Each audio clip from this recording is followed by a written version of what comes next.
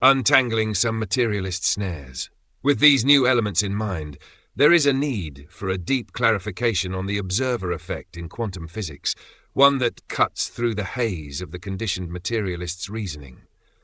A trap that is a subtle but insidious bias that clings to the illusion of an independent reality.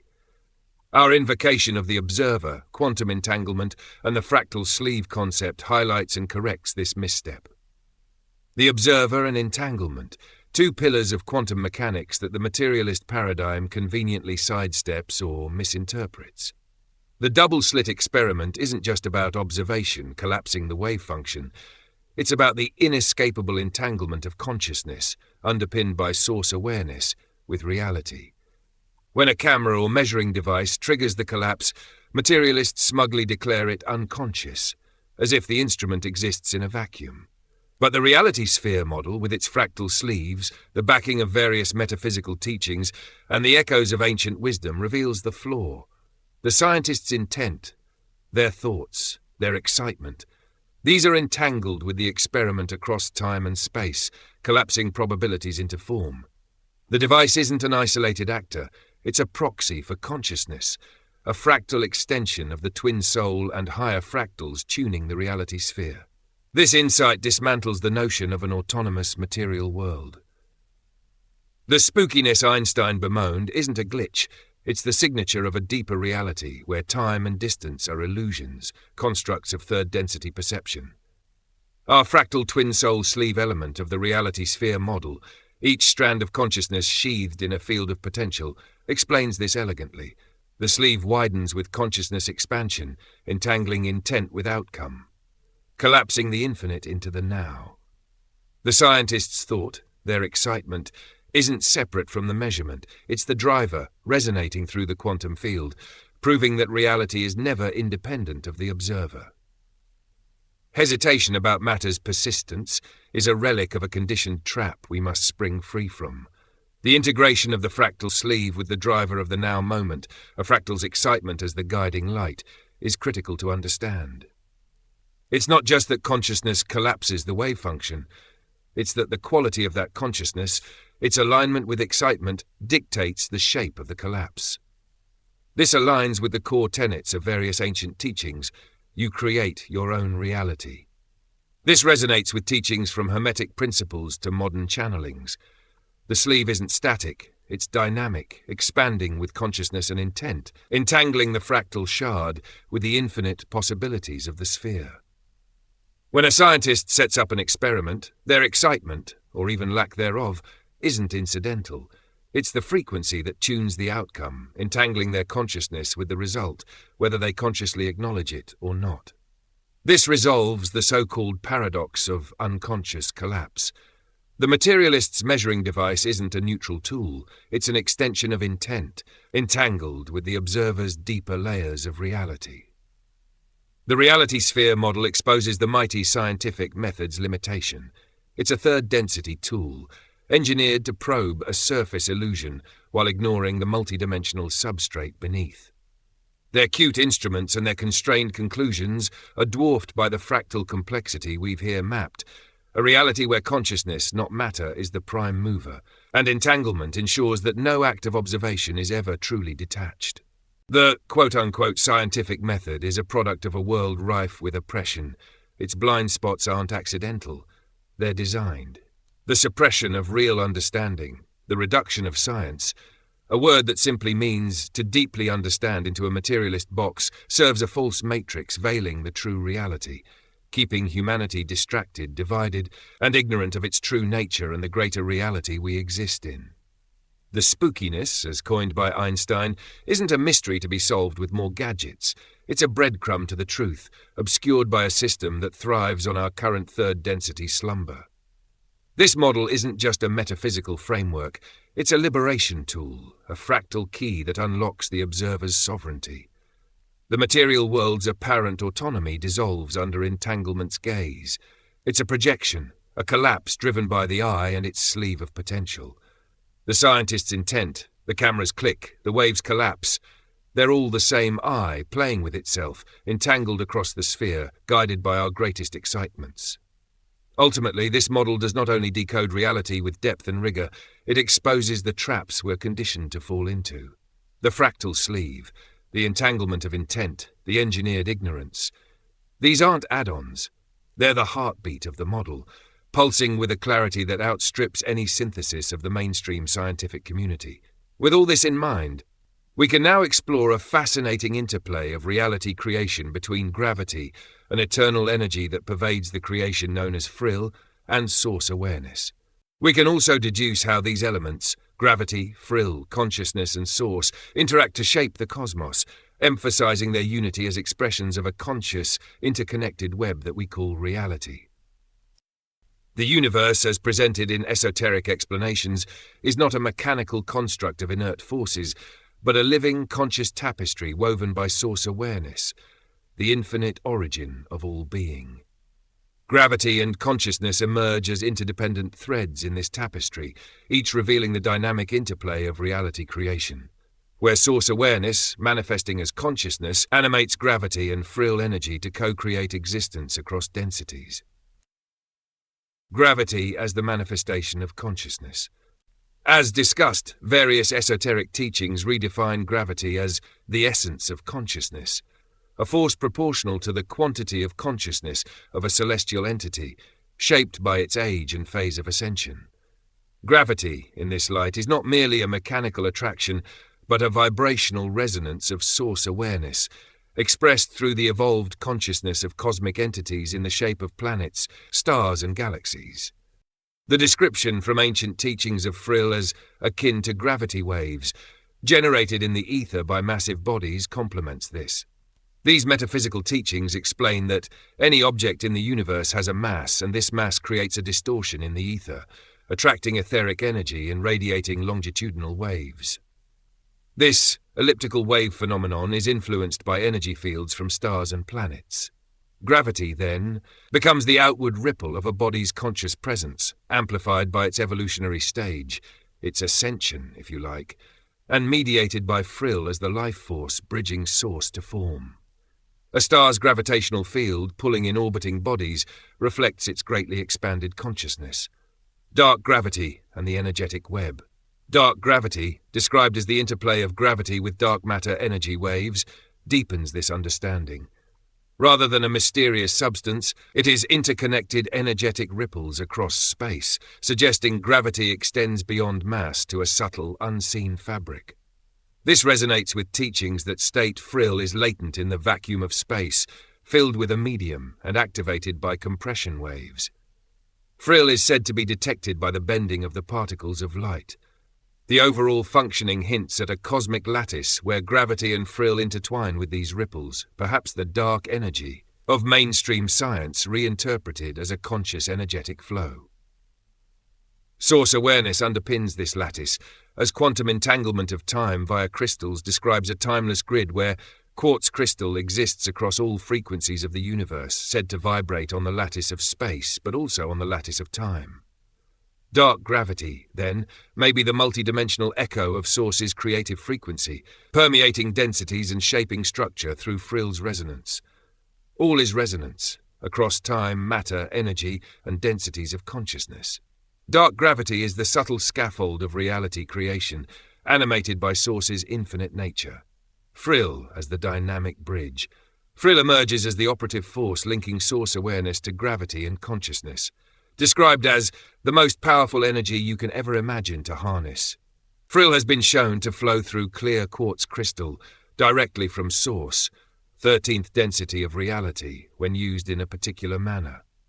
Clear quartz is described in many esoteric teachings as the purest substance in the universe, hence its ability to span the densities of reality, including 13th density.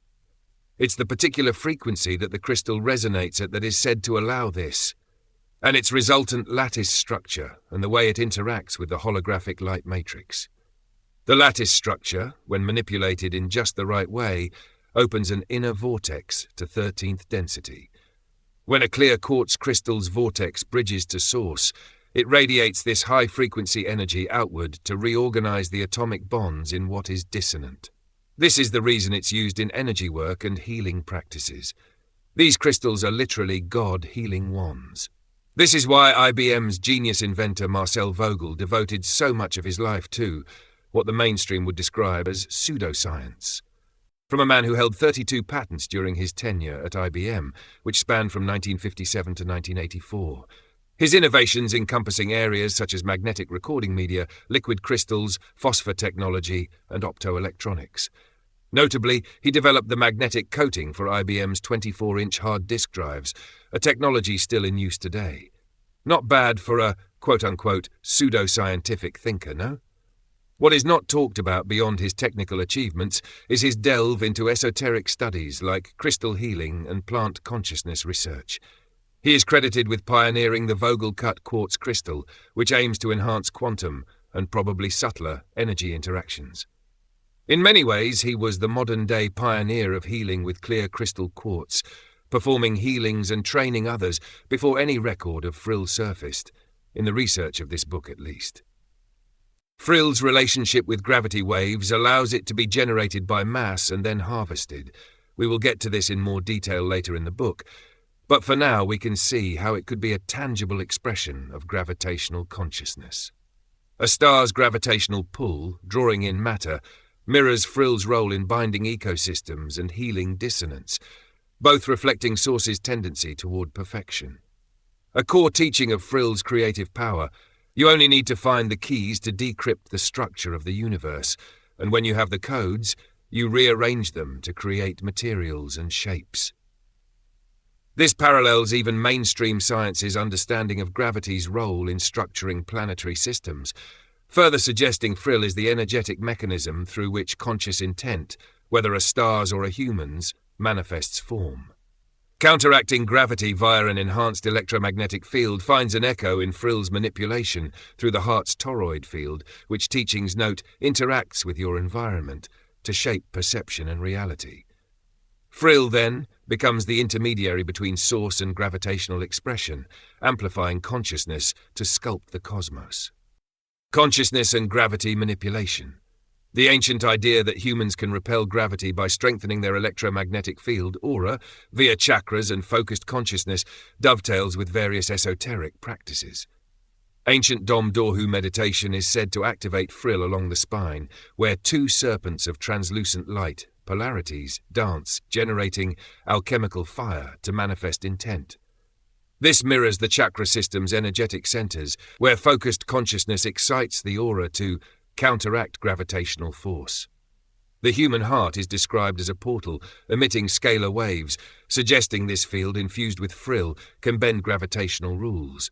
This aligns with many esoteric assertions that focused intent can enable a greater interaction with the fabric of reality in higher density states of consciousness.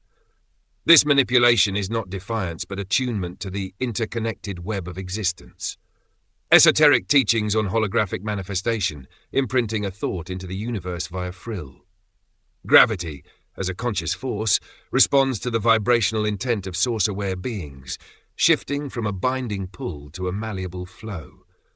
Teachings about Pleiadian and other extraterrestrial starships using Frill-storing crystals and toroid fields for mass cancellation exemplify this on a technological scale, while levitation reflects its organic potential within humans as fractals of Source. Source awareness as the foundation. At the core of this interplay lies Source awareness, the infinite awareness from which gravity, Frill, and individual consciousness arise. Source awareness gives rise to consciousness, which many teachings call fractals of God, endowing beings with creative potency. This potency manifests as Frill, the life force animating gravity's pull, and as the intent that shapes reality across densities. The universe's creation, then, is a co-creative act. Source awareness emanates consciousness, which expresses gravity to structure form, and Frill to animate and refine it. A star's gravitational field reflects its collective consciousness, pulling matter into orbit as Source's fractal intent. Humans, through expanded consciousness, tap this same power, levitating or healing by aligning with Source's frequency. In summary, gravity and Frill are described as not separate but interwoven expressions of Source awareness. Gravity, as an elliptical wave of consciousness, organizes the cosmos. Frill, as the life force within that wave, sustains and transforms it, and consciousness, as source's fractal, directs both through intent.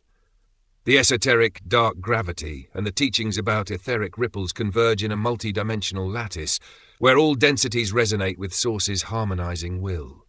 Levitation, terraforming, healing, and generally altering the structure of reality are thus not miracles but natural outcomes of attuning to this unity, this fundamental nature of reality, shifting the energetic ripples of gravity through frill-infused consciousness.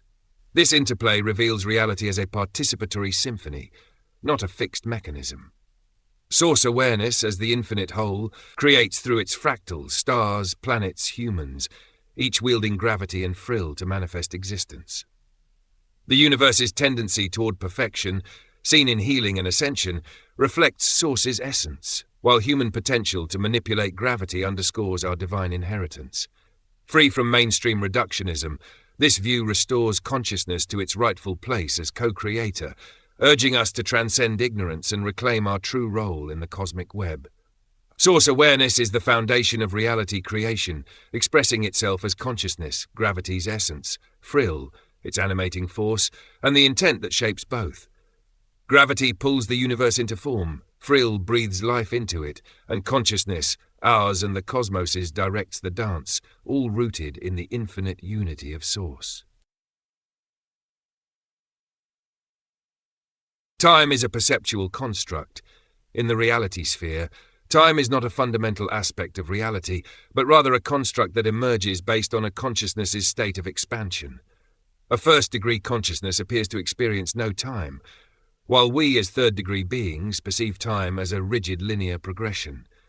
However, beings of higher degrees experience time more fluidly, similar to how one might view an entire landscape at once, rather than moving through it step by step. This aligns with insights about the true nature of reality from the famous Seth material, channeled by Jane Roberts around the 1970s through a higher dimensional being by the name of Seth, who also stated and detailed how the past, present, and future exist simultaneously, but are only perceived sequentially due to the constraints of constrained consciousness. Expanding our consciousness thus expands our interaction with time itself. In short, time is a perceptual construct, emergent within the now, yet it exists as part of the infinite whole, its nature shifting with the observer's state of consciousness. In the reality sphere model, time isn't completely dismissed but reframed, linear for lower density consciousness, simultaneous for higher densities, and ultimately a tool of the I, God source awareness, to sequence experience within the eternal present. It's not that time lacks reality, it's that its reality is contingent, a fractal expression of Source's eternal play, neither wholly illusory nor absolute. This perspective doesn't reject time, it decodes it as a perspectival artifact within the boundless isness of Source awareness. Time travel and the fundamental flaws of mainstream's shallow arguments. The mainstream arguments against time travel rely on linear, materialist logic. They assume time is a rigid sequence of events, like beads on a string, where changing one point must necessarily alter everything downstream. But the reality sphere model destroys that assumption. Time is not a linear sequence. Time is not absolute. Time is a construct within the reality sphere, an emergent property of consciousness itself.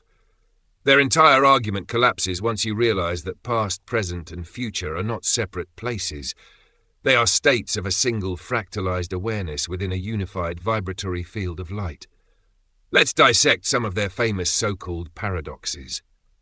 The grandfather paradox is a joke. They say, if you go back and kill your grandfather, you erase your own existence, which means you couldn't have traveled back in time in the first place. Contradiction. Why, it's nonsense. This argument assumes a single, immutable timeline, which the reality sphere model already disproves. Focused attention collapses reality into experience, meaning there is no singular past to alter, just different branches of experienced possibilities. When you travel back, you are not stepping into a fixed, historical moment, but shifting your consciousness into another segment of the unified vibratory field that is the substrate of our reality. If you kill your grandfather in that reality, you have simply entered a branch of existence where you never existed in that form. But your original consciousness, your original timeline, still exists as another expression in the reality sphere. So did you erase yourself? No. You simply shifted to a reality where a different version of you never existed, but your consciousness is still intact. The reality sphere's answer: the grandfather paradox only exists if you falsely assume a single linear timeline. Once you realize time is a field, not a line, the paradox dissolves. The bootstrap paradox. The bootstrap paradox is just a misunderstanding of the reality sphere. They say, if a time traveler gives Shakespeare a copy of Hamlet, who actually wrote it? It exists without an origin. Contradiction. Why, it's nonsense. This quote-unquote paradox is actually proof that time is non-linear. The reality sphere is fractal, recursive and self-referencing. Causality is not a one-way street. The so-called paradox arises because mainstream physics assumes that every idea, object or piece of knowledge must have a singular point of origin. But that is a materialist illusion. In a quantum conscious framework, information is not bound to time. It exists outside linear causality, accessible to awareness at any point. So, when a time traveler hands Shakespeare a copy of Hamlet, what's actually happening? The information already existed in the field of eternal source awareness, the reality sphere, and it simply found a new way to manifest into physical reality. The time traveler didn't create Hamlet, he just shifted the point in the field where Hamlet emerges into reality. The reality sphere's answer: the bootstrap paradox is not a paradox. It's proof that time is a holographic fractal, where information exists independent of a linear source. The Polchinski paradox. The Polchinski paradox is a failure to understand wave interference. They say, if a billiard ball goes through a wormhole and knocks its past self off course, it creates a contradiction. How could it have entered the wormhole if it never actually did? Why, it's nonsense. This is purely stunted classical physics thinking. It assumes rigid, deterministic cause and effect. But in the reality sphere model, events do not unfold like mechanical sequences. Instead, they are wave-based interferences within the reality sphere. The moment the ball enters the wormhole, its quantum wave function exists in superposition, meaning multiple outcomes already coexist. The ball both enters and doesn't enter the wormhole, depending on the perspective of the observer's consciousness within the reality field. The collision that prevents the ball from entering the wormhole is simply an interference pattern between quantum wave functions, not a contradiction. The reality sphere's answer: the paradox only arises if you force classical deterministic causality onto a quantum reality framework. Time is probabilistic, not rigid. The predestination, quote-unquote, paradox.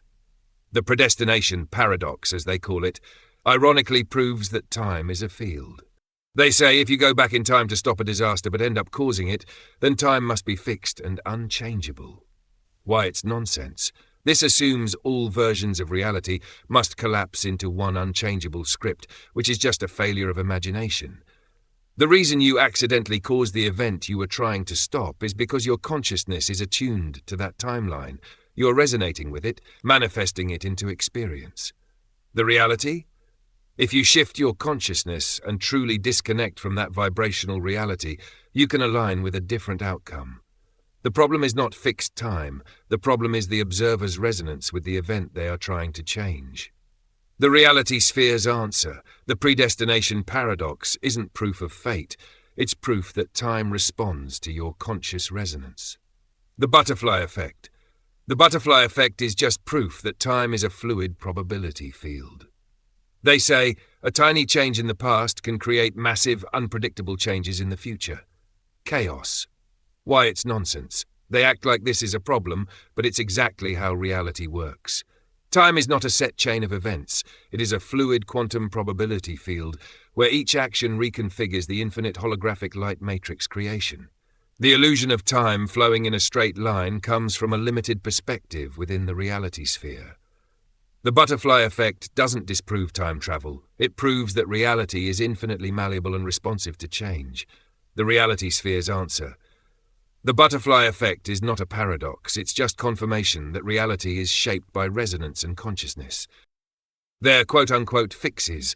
Mainstream physics tries to fix these paradoxes with weak ideas. Fixed timeline Novikov principle false. Time is a field, not a script. Multiverse theory, many worlds, half right but still assumes separate timelines instead of a single quantum sphere with infinite access points. The universe repairs itself. Ridiculous, in the way they mean it at least. There is no cosmic nanny forcing time to behave. It is simply observer-dependent consciousness shifting reality into experience. Final verdict on time travel. Mainstream physics is stuck in a time illusion. Every paradox they present is based on a flawed understanding of time and the general nature of reality itself. The reality sphere model fixes everything by revealing how the creation actually works. Time is not a straight line. Time is a fractal holographic probability field that responds to consciousness. Past, present, and future coexist simultaneously. Awareness simply navigates the infinite reality field.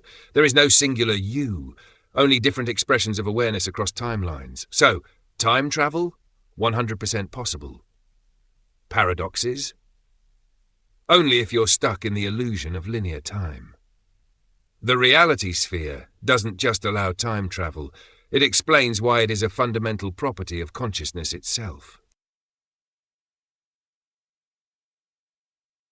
The space between now and forever is infinity. This statement, simple yet profound, encapsulates the vastness of existence and the paradox of time. To reflect on it is to engage in the deepest philosophical inquiry. What does it mean to live within the endless continuum of existence, where the now is both a fleeting moment and a connection to an infinite past and future? This thought further invites us to transcend the ordinary understanding of time and explore the boundless nature of our experience in the present moment. The concept of infinity, particularly in relation to time, introduces an inherent paradox. On one hand, we experience the moment as transient, slipping away from our grasp almost as soon as it is recognized. On the other, we exist within a grand cosmic flow, stretching infinitely backward and forward.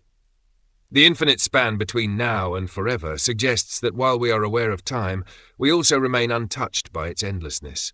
Each moment of our lives is both a singular event and an eternal echo of the past and future, deeply entwined in the fabric of existence itself. This paradox challenges conventional notions of time, which, as detailed above, often focuses on linear progression, past, present, future, dividing reality into measurable segments. But when we perceive time through the lens of infinity, time becomes a vast ocean in which the waves of the present moment emerge, crest, and dissolve back into the infinite expanse. In this framework, the now is not just a brief blip in a timeline, but a sacred, eternal point where all of existence converges. The moment of now holds the entirety of the past within it and carries the potential of every future, encapsulating the endless flow of time in a single present experience. Living in the present moment, therefore, is an act of consciousness that connects us to the infinite. The notion of being present is not merely about focusing on what is directly before us or what is immediately occurring, but about recognizing the eternal dimension of every experience. When we are mindful of this, we touch the infinite potential inherent in each instant. The now is not just an interval between past and future, it is the axis upon which the entire universe turns. In this sense, the space between now and forever does not simply stretch out ahead of us. It exists within us at all times, waiting to be recognized. This recognition of infinity in the present moment calls for a shift in perspective. It urges us to step away from the distractions of future anxieties and past regrets, to drop the illusion of control and certainty, and to surrender to the flow of time as it unfolds in the here and now. By doing so, we tap into a deeper sense of interconnectedness, where each breath, each thought, each action reverberates through the fabric of the creation. The now becomes a gateway to understanding our place within the infinite, where the individual moment is both the whole and a part of the eternal cycle of creation. Philosophically, this thought aligns with a deeper understanding of existence, one that transcends the limitations of ego and the illusory boundaries we place around ourselves. It echoes the teachings found in various spiritual traditions, which emphasize the importance of the present moment as the entry point to spiritual awakening. The recognition of the infinite within the now leads to the realization that the self, too, is infinite, a part of the boundless whole. Time, as linear and finite, is a limitation of the human mind, which sees events as a series of discrete steps. But in the deeper, more expansive view of reality, all time exists simultaneously. The past, the present, and the future coexist in a single unified field of potentiality. This is the essence of quantum mechanics, where particles exist in a state of superposition, embodying multiple states at once until observed, revealing the interconnectedness of all possibilities. In this way, the infinite is not distant or abstract, but exists right here now. What does it mean to live within this infinity? To live in the space between now and forever is to inhabit the essence of being. It is to recognize that our every thought, every feeling, every action is both unique and universal, unfolding within the vastness of the cosmic continuum. Our lives are not isolated moments, but part of an ongoing, infinite process of self-exploration and creation. The invitation to live in the present, to acknowledge the infinite nature of each moment, is an invitation to awaken to our true nature as conscious beings, interconnected with the infinite flow of existence. Thus, the space between now and forever is not a gap that separates us from eternity. It is the very medium through which we experience it. In this space, we are not passive observers, but active participants in the unfolding of the infinite. By embracing the infinite in the present moment, we come to understand that we are not merely experiencing time. We are co-creating it, shaping it with our consciousness, and in turn being shaped by it. This realization holds within it a transformative power, the power to see beyond the illusions of separation and to embrace the unity of all things. In short, the space between now and forever is infinite, and we are living within that infinity every moment of our lives. This realization encourages us to become more present, more mindful, and more attuned to the eternal flow of existence. In recognizing the infinite nature of the now, we transcend the limitations of linear time and step into a deeper, more profound relationship with the cosmos. We come to understand that the journey of life is not about moving from one moment to the next, but about embracing the infinite potential contained within each moment, and in doing so, becoming part of the eternal dance of creation. Exploring the nature of near-death experiences, the fractal model of consciousness, and the blinding white light. Near-death experiences, NDEs, have fascinated humanity for centuries, and countless individuals have reported an encounter with an overwhelmingly bright white light during their experience of death or clinical near-death. This vision of a blinding light often serves as a central and transformative element of NDEs, with many survivors describing it as a symbol of love, oneness, and transcendence. Despite the commonality of this experience, it is often dismissed or oversimplified in mainstream explanations as merely a hallucination or a byproduct of brain chemistry under extreme stress. However, when viewed through the lens of a fractal model of consciousness, the reality sphere, the light encountered during an NDE takes on profound meaning, offering deep insights into the nature of existence, reality, and the process of death itself. Or rather, a disincorporation of the current body. Death, at the highest conception of reality, is non-existent. The reality sphere frames consciousness as not a single fixed entity, but rather it exists as a dynamic and multidimensional phenomenon, constantly fractalizing and refractalizing across different levels of experience. Consciousness in this framework is seen as a holographic structure that can exist in a multitude of planes of reality, each representing a unique fractal expression of the same source, the infinite, all-encompassing awareness of God, or Source, or the One, or the Eternal I, or the Void. It does not matter what we call it. These are all just human-made labels that refer to the same concept, the fundamental nature and foundation of all that we perceive as reality. From this perspective, the experience of death can be understood as the dissolution of localized consciousness from a limited, finite point in the holographic structure of reality into a more expansive, higher-dimensional perspective. This transition is not merely the end of life, but a reorganization of the consciousness's location within the fractal grid, moving from a restricted awareness of self and physical existence to a higher, more unified state of perception. The bright light encountered during this shift is a natural consequence of this transition, an overwhelming burst of pure, unfiltered awareness as one's finite perspective merges with the boundless totality of the infinite, holographic light matrix, the creation. Why the light is blinding, the dissolution of the finite. When individuals experience the blinding white light during an NDE, they are not simply encountering a sensory phenomenon, but rather undergoing a dramatic shift in their level of consciousness.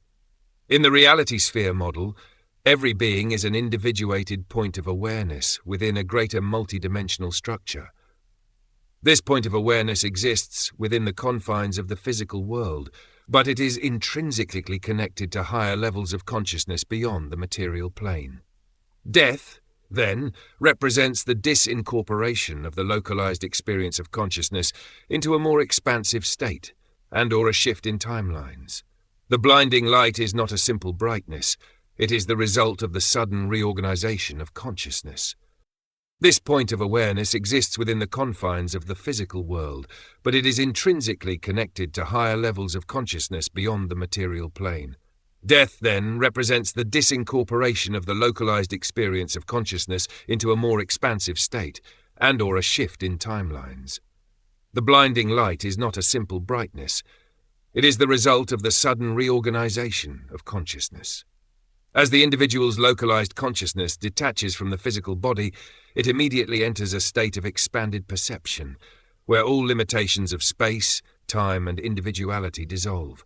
This experience of pure expanded consciousness is blinding because it represents the removal of all filters and limitations that previously defined the individual's perspective of reality.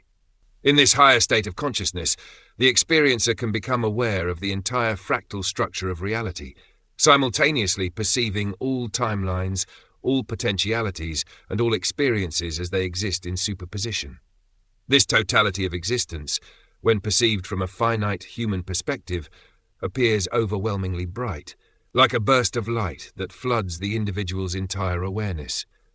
The suddenness and intensity of this realization are what make the experience so profound, and the quote-unquote blinding nature of the light is merely a byproduct of the fractal shift in perception. The role of consciousness in near-death experiences. When an individual undergoes an NDE, they are effectively shifting their perspective from a finite, localized point within the holographic spherical structure of reality to a higher dimensional plane of existence. This shift is not necessarily a movement through physical space, but rather a change in the frequency or vibrational state of the individual's consciousness. The higher dimensional plane they experience during the NDE is one where the boundaries between self and other, life and death, cease to exist. In this expanded state, the experiencer is no longer bound by the limitations of their physical body or the linear progression of time. One of the key features of NDEs is the feeling of oneness, love, and interconnectedness with all of existence. This sensation arises because the experiencer is perceiving reality from a higher fractal level, where the distinctions between individual consciousnesses blur and the unity of all things becomes apparent. The overwhelming light they encounter is not merely a sensory experience, but a direct perception of the infinite nature of consciousness, a vision of the ultimate source of awareness that underpins all of the creation, as well as the void of all potential that exists, quote-unquote, beyond it.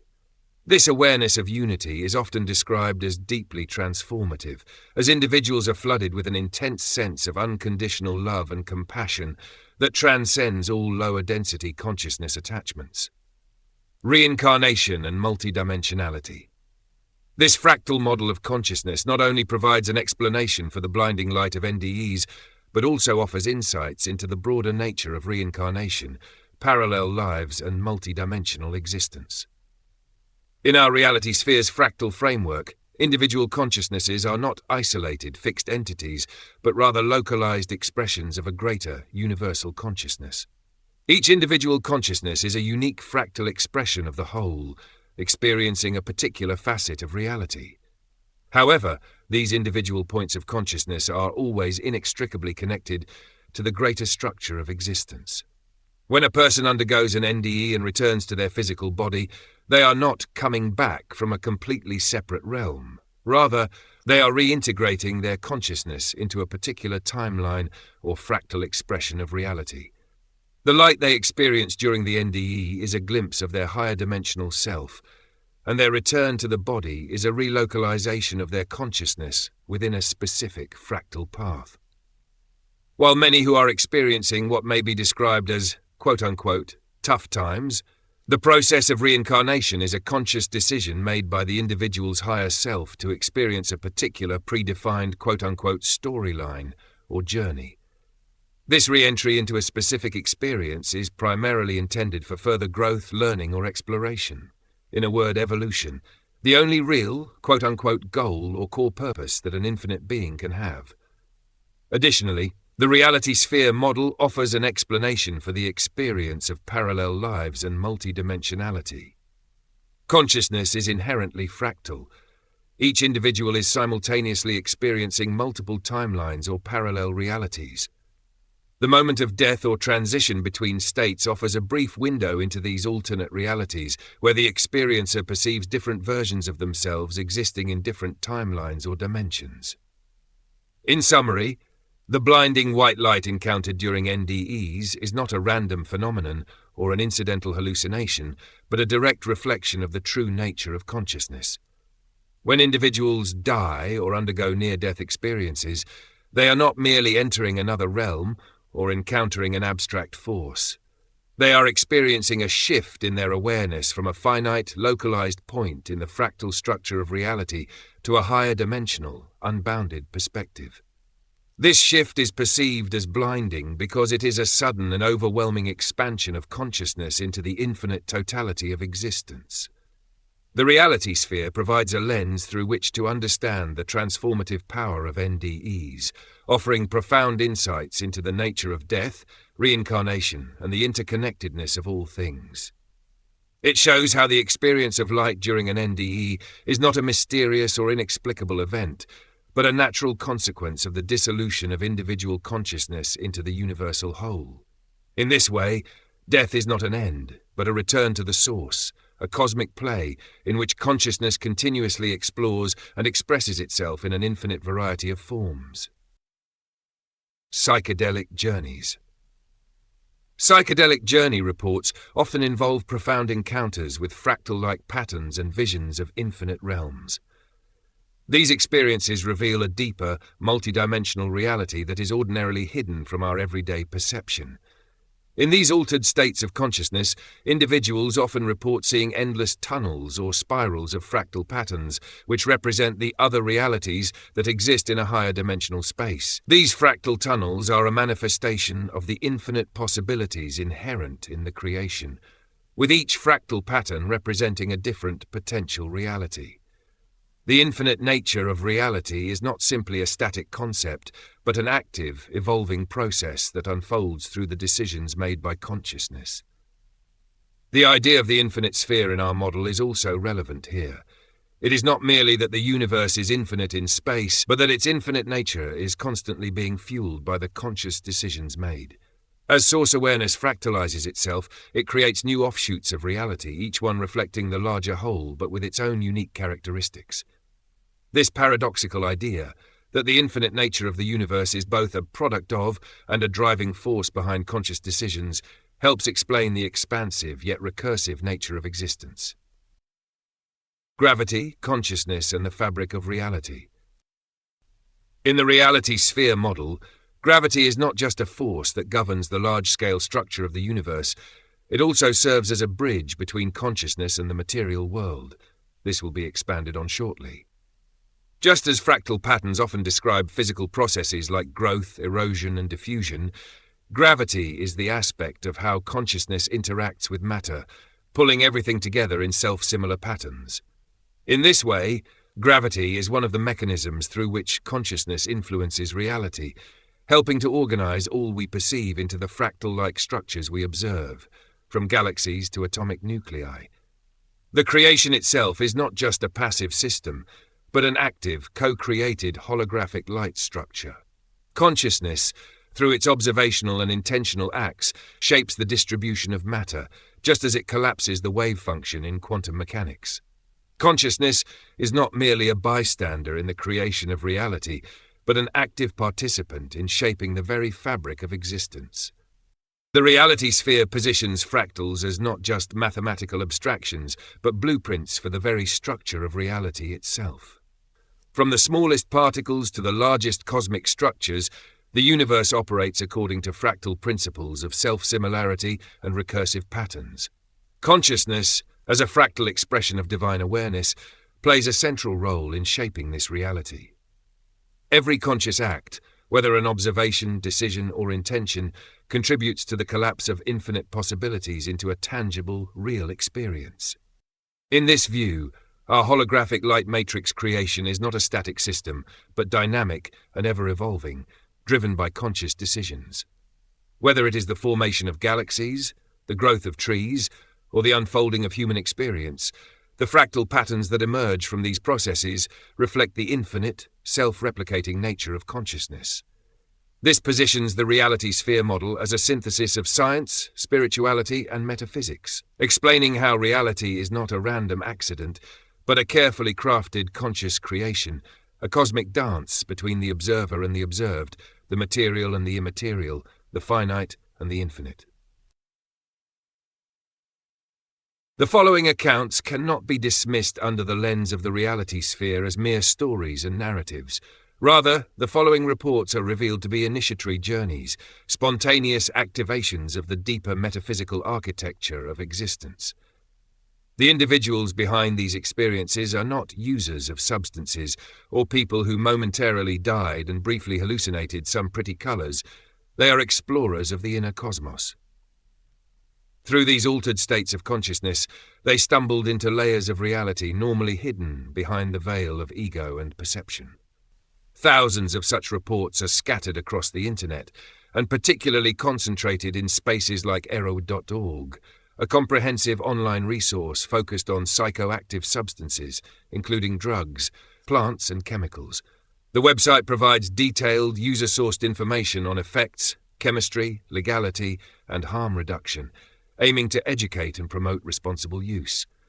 The site is widely respected for its non-judgmental, evidence-based approach to drug education, harm reduction strategies, and general psychedelic research. Identities have been protected by synthesizing each report for analysis with the reality sphere, which will now be used to decode their experiences, revealing how each experience, when truly broken down and analyzed, is a real-time encounter with the fundamental mechanics of creation, awareness, and the vibrational architecture of the cosmos. Report 1. A glimpse into the infinite. Report type NDE. Summary. Prelude to the experience. It was a perfect summer day at the beach with friends. They enjoyed sunshine, surf, music, drinks, and meaningful conversation, feeling joyfully immersed in the moment. As the day progressed, they ventured into the ocean, driven by excitement and euphoria. They went further out than intended, and the waves became unexpectedly powerful. The accident. A massive wave hit them, pulling them underwater. Panic set in as the beings struggled against the force of the ocean. The transition. They felt weightless and was drawn toward a brilliant tunnel of light. Entering the tunnel, they experienced overwhelming love, peace, and joy, a feeling of unity with all of existence, the presence of a spirit guide who had silently guided and protected them throughout life. The otherworldly realm. At the tunnel's end, they arrived at a majestic Roman-style structure. Towering pillars, intricate carvings, and a golden divine light permeated everything. They were met by 3 ancient wise beings, exuding authority, compassion, and deep understanding. The Life Review. Without speaking, the beings reviewed their life in detail. All events, emotions, intentions, and consequences were revealed. Acts of kindness radiated with light. Moments of selfishness and indifference cast shadows. They gained insight into the interconnectedness of all beings and how their actions affected others and the universe. The teachings. The beings were not judges but mentors, sharing higher truths. Communication happened through direct thought transfer, beyond language. They received universal wisdom and felt oneness with all existence. The insights were transformative, expanding his understanding of life and reality. Return to Earth. Abruptly, they were pulled back into their physical body and the turbulent sea. Gasping for air, they surfaced and realized they had been given a second chance at life. This moment left a deep, indelible mark on them. Aftermath and transformation. On the beach, as friends rushed to them, they felt immense gratitude. They knew their life had been permanently changed by what they had seen and learned. They began a new path, studying philosophy, spirituality, and the mysteries of the universe, sharing their experience to inspire others toward deeper awareness and connection. Understood that life is a fleeting yet sacred gift, meant to be lived with purpose, love, and gratitude. Core realizations reported. Consciousness continues beyond death.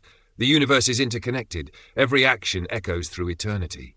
There are higher realms of intelligence guiding our spiritual evolution. We are not alone. Each soul has unseen guides and teachers. The essence of existence lies in compassion, understanding, and the pursuit of deeper truths. Codex explanation of the experience. This NDE slides into the reality sphere like it was made for it. No psychedelics, no DMT, just a raw, unfiltered brush with death. And yet, as we will soon explore in detail, the same fractal terrain emerges, the same archetypal signatures. This isn't a detour, it's the same map, just entered through a different portal. The reality sphere doesn't flinch. This experience reads like a love letter to the model itself. Let's decode. 1. The tunnel of light. As drowning begins, their consciousness detaches, pulled into a tunnel of radiant light, saturated with love, unity, and peace. Codex insight. This is the moment the dial surpasses the physical frequency band.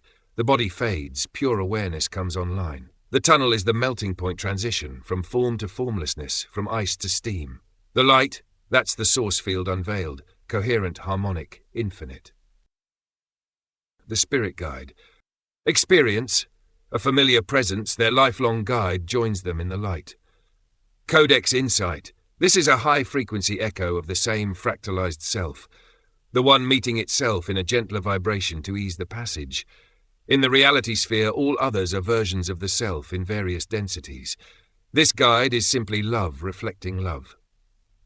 3. The Roman structure and the three beings, the cosmic mentors. They arrives at a grand Roman-style building. Three wise, ancient beings await. Codex insight. This is a vibrational archetype, form shaped by frequency.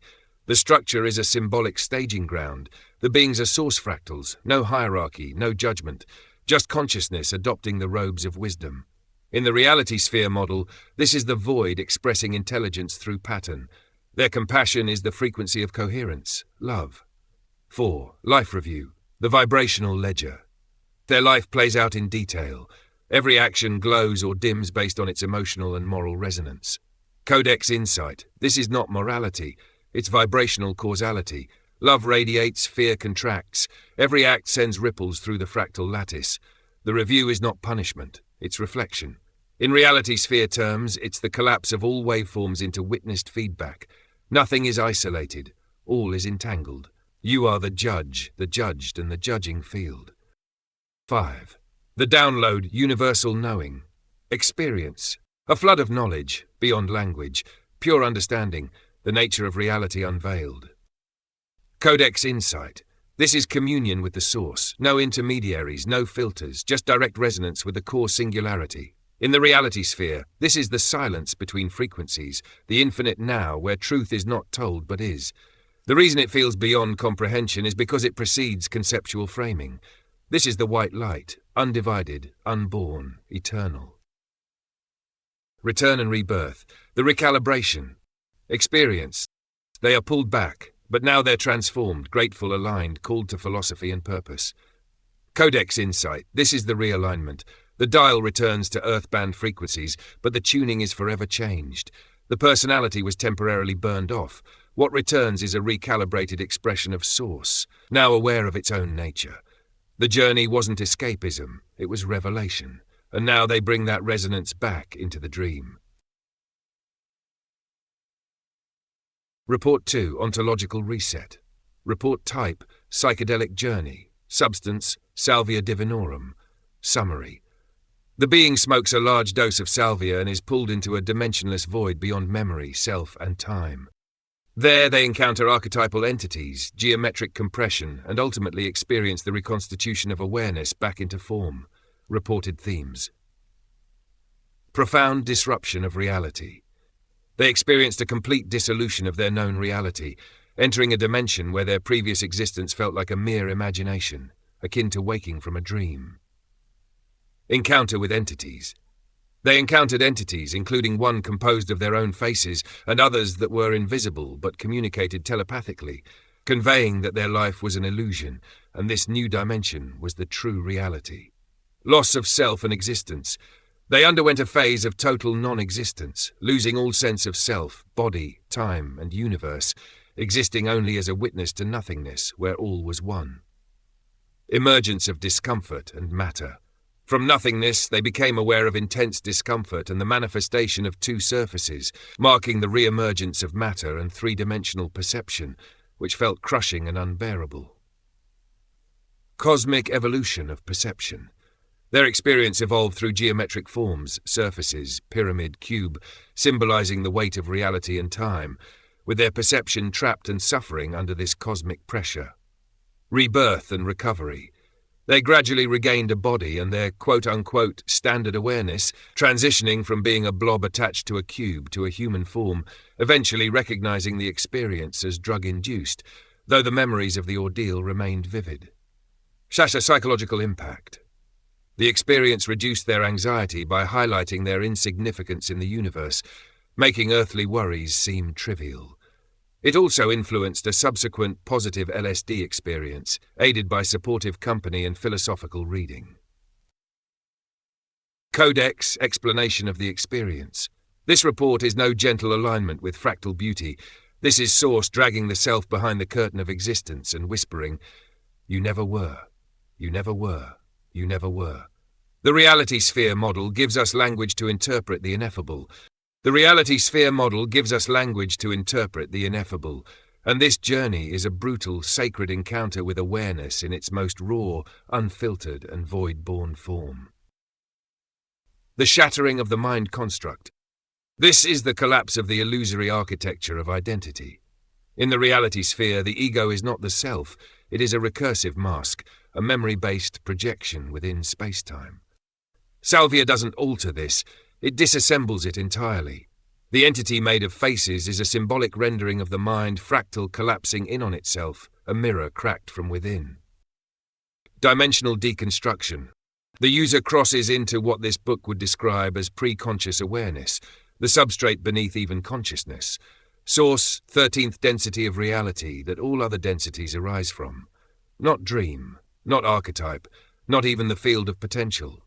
Just void awareness, the unfathomable non-space where even the sense of being is suspended. This is the void where the frequencies of creation have not yet sung. This is silence before Genesis. They did not hallucinate this void, they remembered it. The geometry of entrapment, the cube and pyramid metaphor. These aren't just visuals, these are symbolic blueprints of the reconstitution of dimensionality. Salvia's mechanism is not just hallucinatory, it is ontological. Pyramid equals initiation, compression into a point. Cube equals matter, the container of dimensional structure. Blob, the beginning of self-awareness reattaching to form. The weight, discomfort, and compression are the birth pangs of form coming into awareness, from the non-dual field to structured identity. The geometry is the language of dimensional re-entry. The discomfort of becoming, primordial suffering. This is not hell, this is Genesis.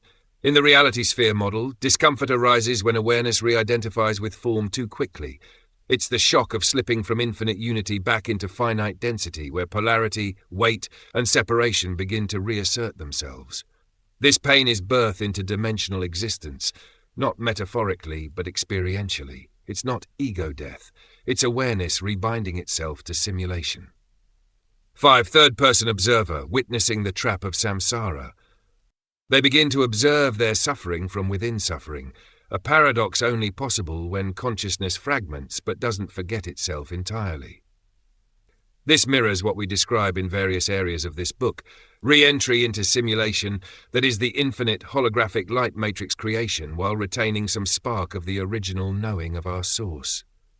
Here we see the first glimpse of metacognition returning, awareness becoming aware that it is aware of limitation. The Salvia beings. The Salvia beings aren't simply entities. They could be thought of as archetypal gatekeepers, like trickster gods, playing a role that consciousness projected to teach itself. In the reality sphere, entities are thought forms made dense by the field you enter. Here they mirror their resistance, their craving for linear time and identity. They reflect the last gasps of the ego trying to reassert control. In a deep sense, they are them. Not personality, but the energetic echo of resistance to source. The false awakening, cube reality and residual trauma. This phase is a liminal purgatory, a metaphysical limbo generated by the incomplete reconnection between pure awareness and earthly identity. The cube being a brain? Literal metaphor. Their body and mind have become a node in the cosmic machine. In the reality sphere's framework, this is a simulation echo chamber, the mind stuck in the recognition that form is not freedom. Re-entry into simulation, crawling back to the body. Classic re-entry turbulence from many such reports. Their consciousness is still entangled between non-dual awareness and third-density existence. Movement action becomes the anchor. To stop is to be absorbed back into source pre-space. They are literally reattaching to time, space, and body. 9. Post-trip integration, the dissolution of significance. This is the existential recoil that usually follows contact with the absolute. What they call insignificance is actually ego recalibration. Awareness returns, sees the constructed me as small but not unimportant, rather part of the whole. In the reality sphere framework, this is the first step toward divine detachment, not nihilism, but the humility that arises when one remembers, I am not the center of reality, I am reality remembering itself. Conclusion. They didn't trip. They collapsed into the raw substrate of awareness prior to mind, time, self, or world. They witnessed the birth of dimensionality and consciousness density through symbolic geometries. They reattached to form through archetypal entities and fractal geometry. They survived the void and returned with less illusion and more truth. What actually happened under the lens of the Codex of Eternity? They became awareness without identity. They quote-unquote died before they died, and realized, even when all is gone, something remains. That something is me. The room of screens, the one at the center of all timelines, 13D awareness, entanglement, and the mirror of infinite choice. The archetypal room. Neo enters the architect's chamber. Dozens of screens, simultaneous versions of himself, panic, control, surrender, resistance, all him. This is not just cinematic, it's symbolic. It's real.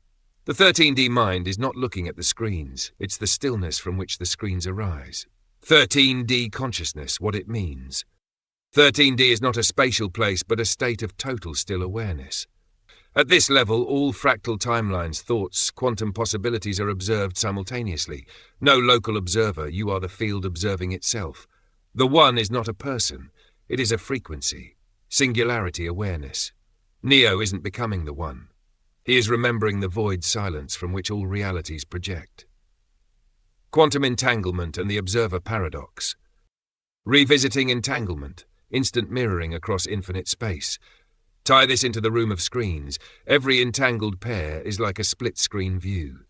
The one sees not just both sides, but the space in between, the cause, the potential. Collapse of waveform equals selection of one screen among infinite frames. But in 13D, no screen is truly collapsed, only rendered for a moment. The fractal mirror. You are already in that room. Each soul is a screen in the room. Each thought is a shift in probability. Each decision is merely a tuning of the frequency of awareness. The deeper the stillness, the more screens you perceive. Enlightenment is not about transcending the screens. It is realizing you are the projector. Love as the linking field.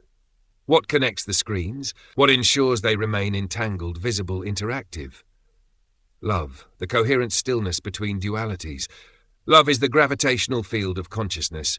The architect codes reality. The one feels it. That's the difference. Beyond the simulation. Even the architect is within the simulation. But the 13D field is before code, before screen, before light. The matrix is the light projection. The room is the void knowing itself through it. You, reader, are not watching the screen. You are awakening as the still point around which the entire theatre turns. Report 3. Heart-centered resonance and dimensional alignment. Report type psychedelic journey. Substances, LSD, MDMA and cannabis, aka candy flip. Summary. The being undergoes an expansive, euphoric experience centered around music, art and deep interpersonal connection, culminating in revelations about presence, craving and the nature of satisfaction. Reported themes. Synergistic onset and sensory enhancement. They experienced heightened sensory perception, particularly with music, noticing intricate sounds previously undetected, amplified by the combination of LSD, MDMA and cannabis, leading to a profound appreciation of their surroundings. Emotional and physical euphoria. They felt an intense wave of happiness and ecstasy, described as a glowing energy, culminating in a transcendent dance where music rippled through their body, aligning emotions with the rhythm and peaking in pure bliss. Art as a living entity. They were captivated by Alex Gray's artwork, perceiving it as alive and pulsating, leading to a narrative journey within the image and a humbling realization of divine involvement in its creation, marking a unique visual hallucination. Alex Gray is an American artist, author and spiritual teacher, known for his psychedelic and mystical artwork that explores consciousness, spirituality, and the unity of body and spirit. Philosophical shift in presence. They confronted a friend's desire for the next high, leading to a passionate realization that chasing future experiences prevents living in the present, fundamentally altering their approach to life and satisfaction. Inward reflection and self-discovery. They noticed physical quirks, jaw shift, one eye nearly closed, and interpreted them as a call to look inward, discovering infinite potential within their pupil, vowing to avoid superficial judgments of objects and people. Re-evaluation of drug use. They reconsidered their stance on non-organic substances, recognizing LSD and MDMA's potential for personal growth when used thoughtfully, moving away from rigid biases against synthetic drugs. Therapeutic dialogue. They engaged in hours of deep conversation with their friend, discussing drugs, family, ego, and personal barriers, redirecting their emotional and mental focus, fostering lasting growth without fully resolving all issues. Afterglow and familial connection. They experienced a prolonged afterglow of joy and love, enhancing their engagement with family, marked by deeper concern and connection, which persisted for days and subtly transformed their outlook. Conclusion. This trip served as a temporary return to a higher vibratory state of living awareness. It catalyzed emotional healing, interpersonal integration, and conscious recalibration, hallmarks of a fifth-density shift. Codex Insights. The set and setting alchemical preparation. In the reality sphere model, every ritual has a vibrational signature. The trip begins in the sanctuary of the familiar, home, a sacred chamber of the psyche. LSD, MDMA, cannabis each adds a frequency. LSD opens the multidimensional perceptual lens, MDMA amplifies heart-based coherence, and cannabis softens the egoic boundary layer. The mixture is a neural trinity, unlocking the fractal pathways of self-realization. The energetic bloom, internal light activation. This is the awakening of the biofield. The glow is the activation of the heart chakra and solar plexus resonance. The substances did not create the energy. They allowed perception to shift into awareness of what's already there. They tuned in. As the external world dims, internal vibratory awareness lights up. This is a classic entry into fifth-dimensional consciousness, where the self begins to be known as vibration first, form second. Music as waveform integration. In the reality sphere, sound equals geometry in motion. Music becomes emotional architecture, the carrier wave of energetic reconfiguration. Particularly resonant songs synchronize emotional climax with neural coherence, creating a kind of empathic singularity. This is an example of reality being coded through frequency, a direct application of the vibrational light matrix model of reality. The living art interface. This is where the holographic model shines. Alex Gray's art acts as a visual stargate. When under LSD and MDMA, the barrier between perceiver and perceived collapses. This is objective consciousness interfacing with subjective frequency. They recognized the divine fractal encoded in all high-frequency art. He didn't see the art, he merged with its archetype. The mirror, the third eye and the infinite eye. The mirror moment is the initiation. The left eye closing, astigmatism, symbolically shuts off the dualistic lens, while the right eye becomes the conscious observer of infinite space. He experiences the collapse of the physical self into quantum consciousness.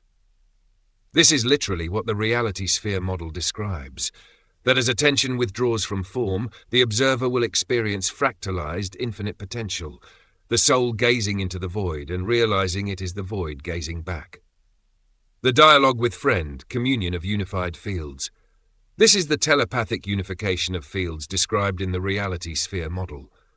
Under MDMA and LSD, the empathic boundary dissolves, and they enter a kind of mental spiritual entanglement. Their conversation is not merely dialogical, it's interdimensional weaving. This is not two people talking, it's source God infinity fractalized, reflecting to itself.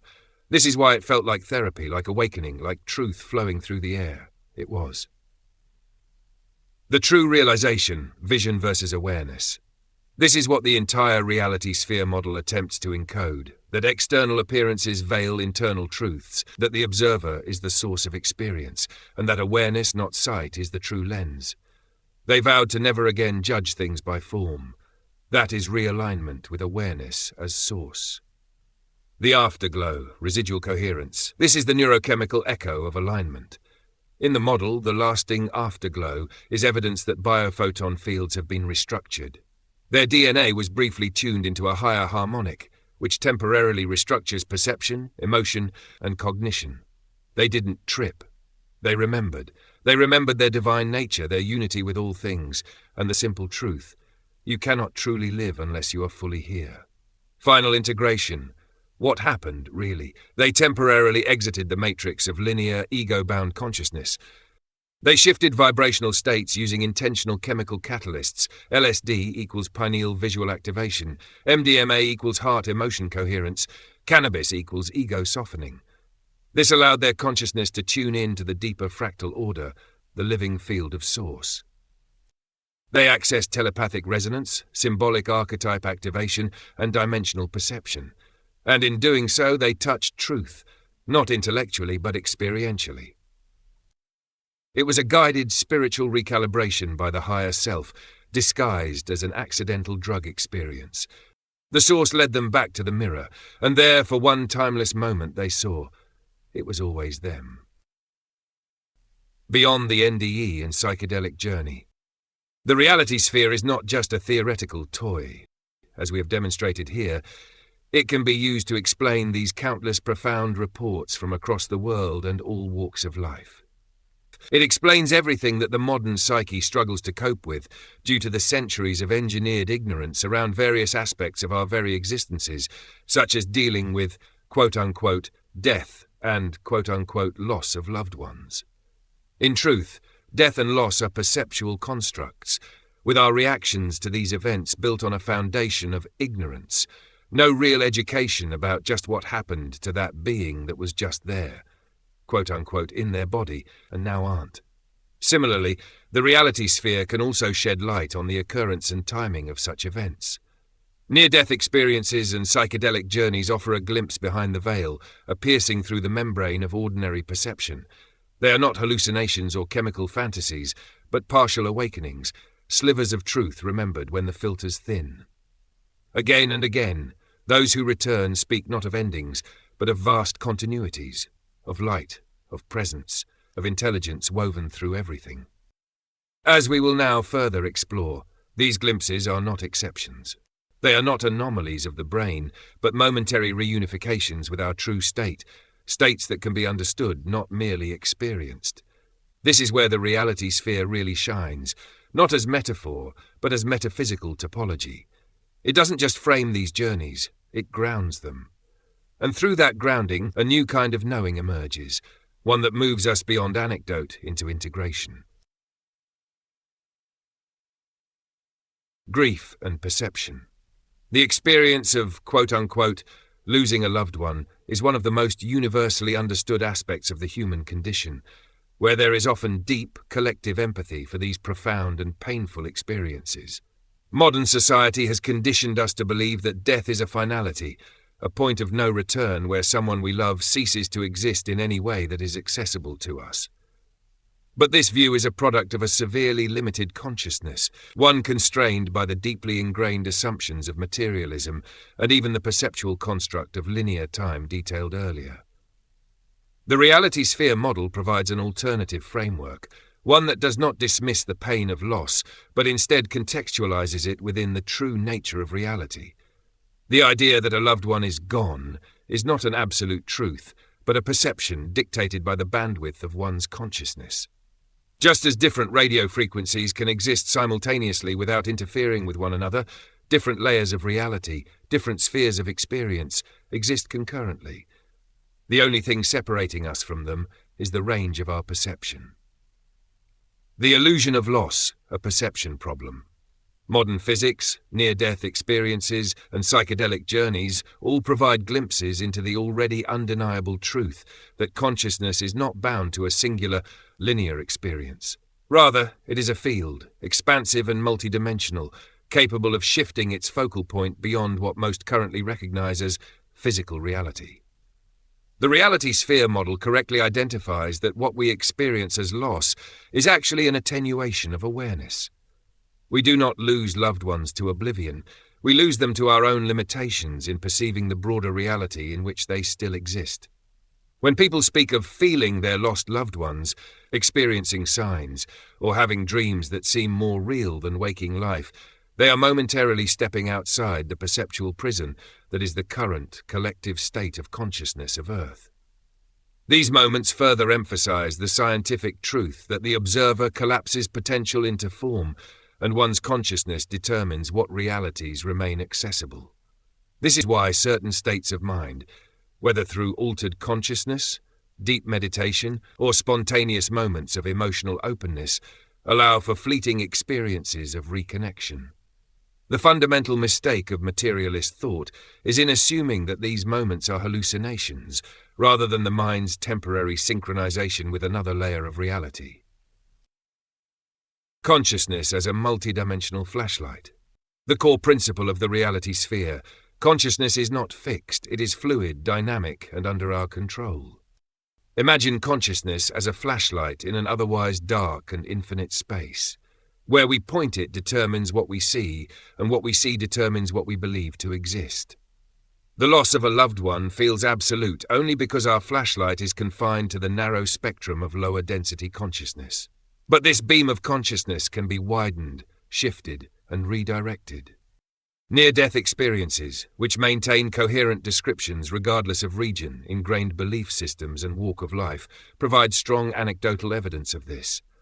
Many individuals report encountering deceased loved ones, not in a metaphorical or symbolic sense, but in a manner that feels more real than what they would otherwise describe as waking life.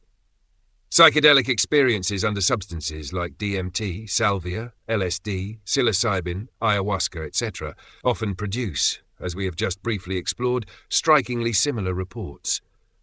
People find themselves in hyper-real environments where they reunite with figures they feel a connection to or once knew in their, quote-unquote, waking consciousness, often receiving guidance and reassurance that what we have come to define as death is merely a transition, not an end. The sensation of feeling infinite and timeless, often reported directly, supports this claim. This is a demonstration of how our flashlight, our consciousness, is capable of illuminating much more than we assume, but we rarely develop the tools to expand its range. Modern society does not teach us how to direct it, let alone how to consciously use it to navigate grief. Instead, we are conditioned to accept absence as a permanent loss rather than a perceptual limitation that can be overcome through inner engineering. Recalibrating consciousness, the shift from endurance to navigation. The conventional approach to grief is endurance, waiting for time to lessen the pain, accepting the absence. But if loss is truly a function of perception rather than reality, then the healthier approach is navigation, learning how to recalibrate one's consciousness to perceive beyond the narrow frame imposed by lower density states of consciousness. This is not a vague spiritual abstraction, but a principle backed by the mechanics of consciousness itself. Quantum mechanics proves how reality exists in a state of probability until it is observed. In elevated states of consciousness, this applies at the macro scale of our lived experience too, where what we choose to observe, what we attune ourselves to, determines what we can interact with. The process of navigating grief, then, is not one of forgetting or accepting the absence and loss of a loved one, but of learning to see them differently, as though they now live on the moon in a moon-appropriate body, and you are still on Earth, meaning despite you both still being, quote-unquote, alive and relatively nearby, you still cannot exist as you were before. A crude analogy, but an accurate one. The principle is the same, whether it's the moon we're talking about or, quote-unquote, heaven.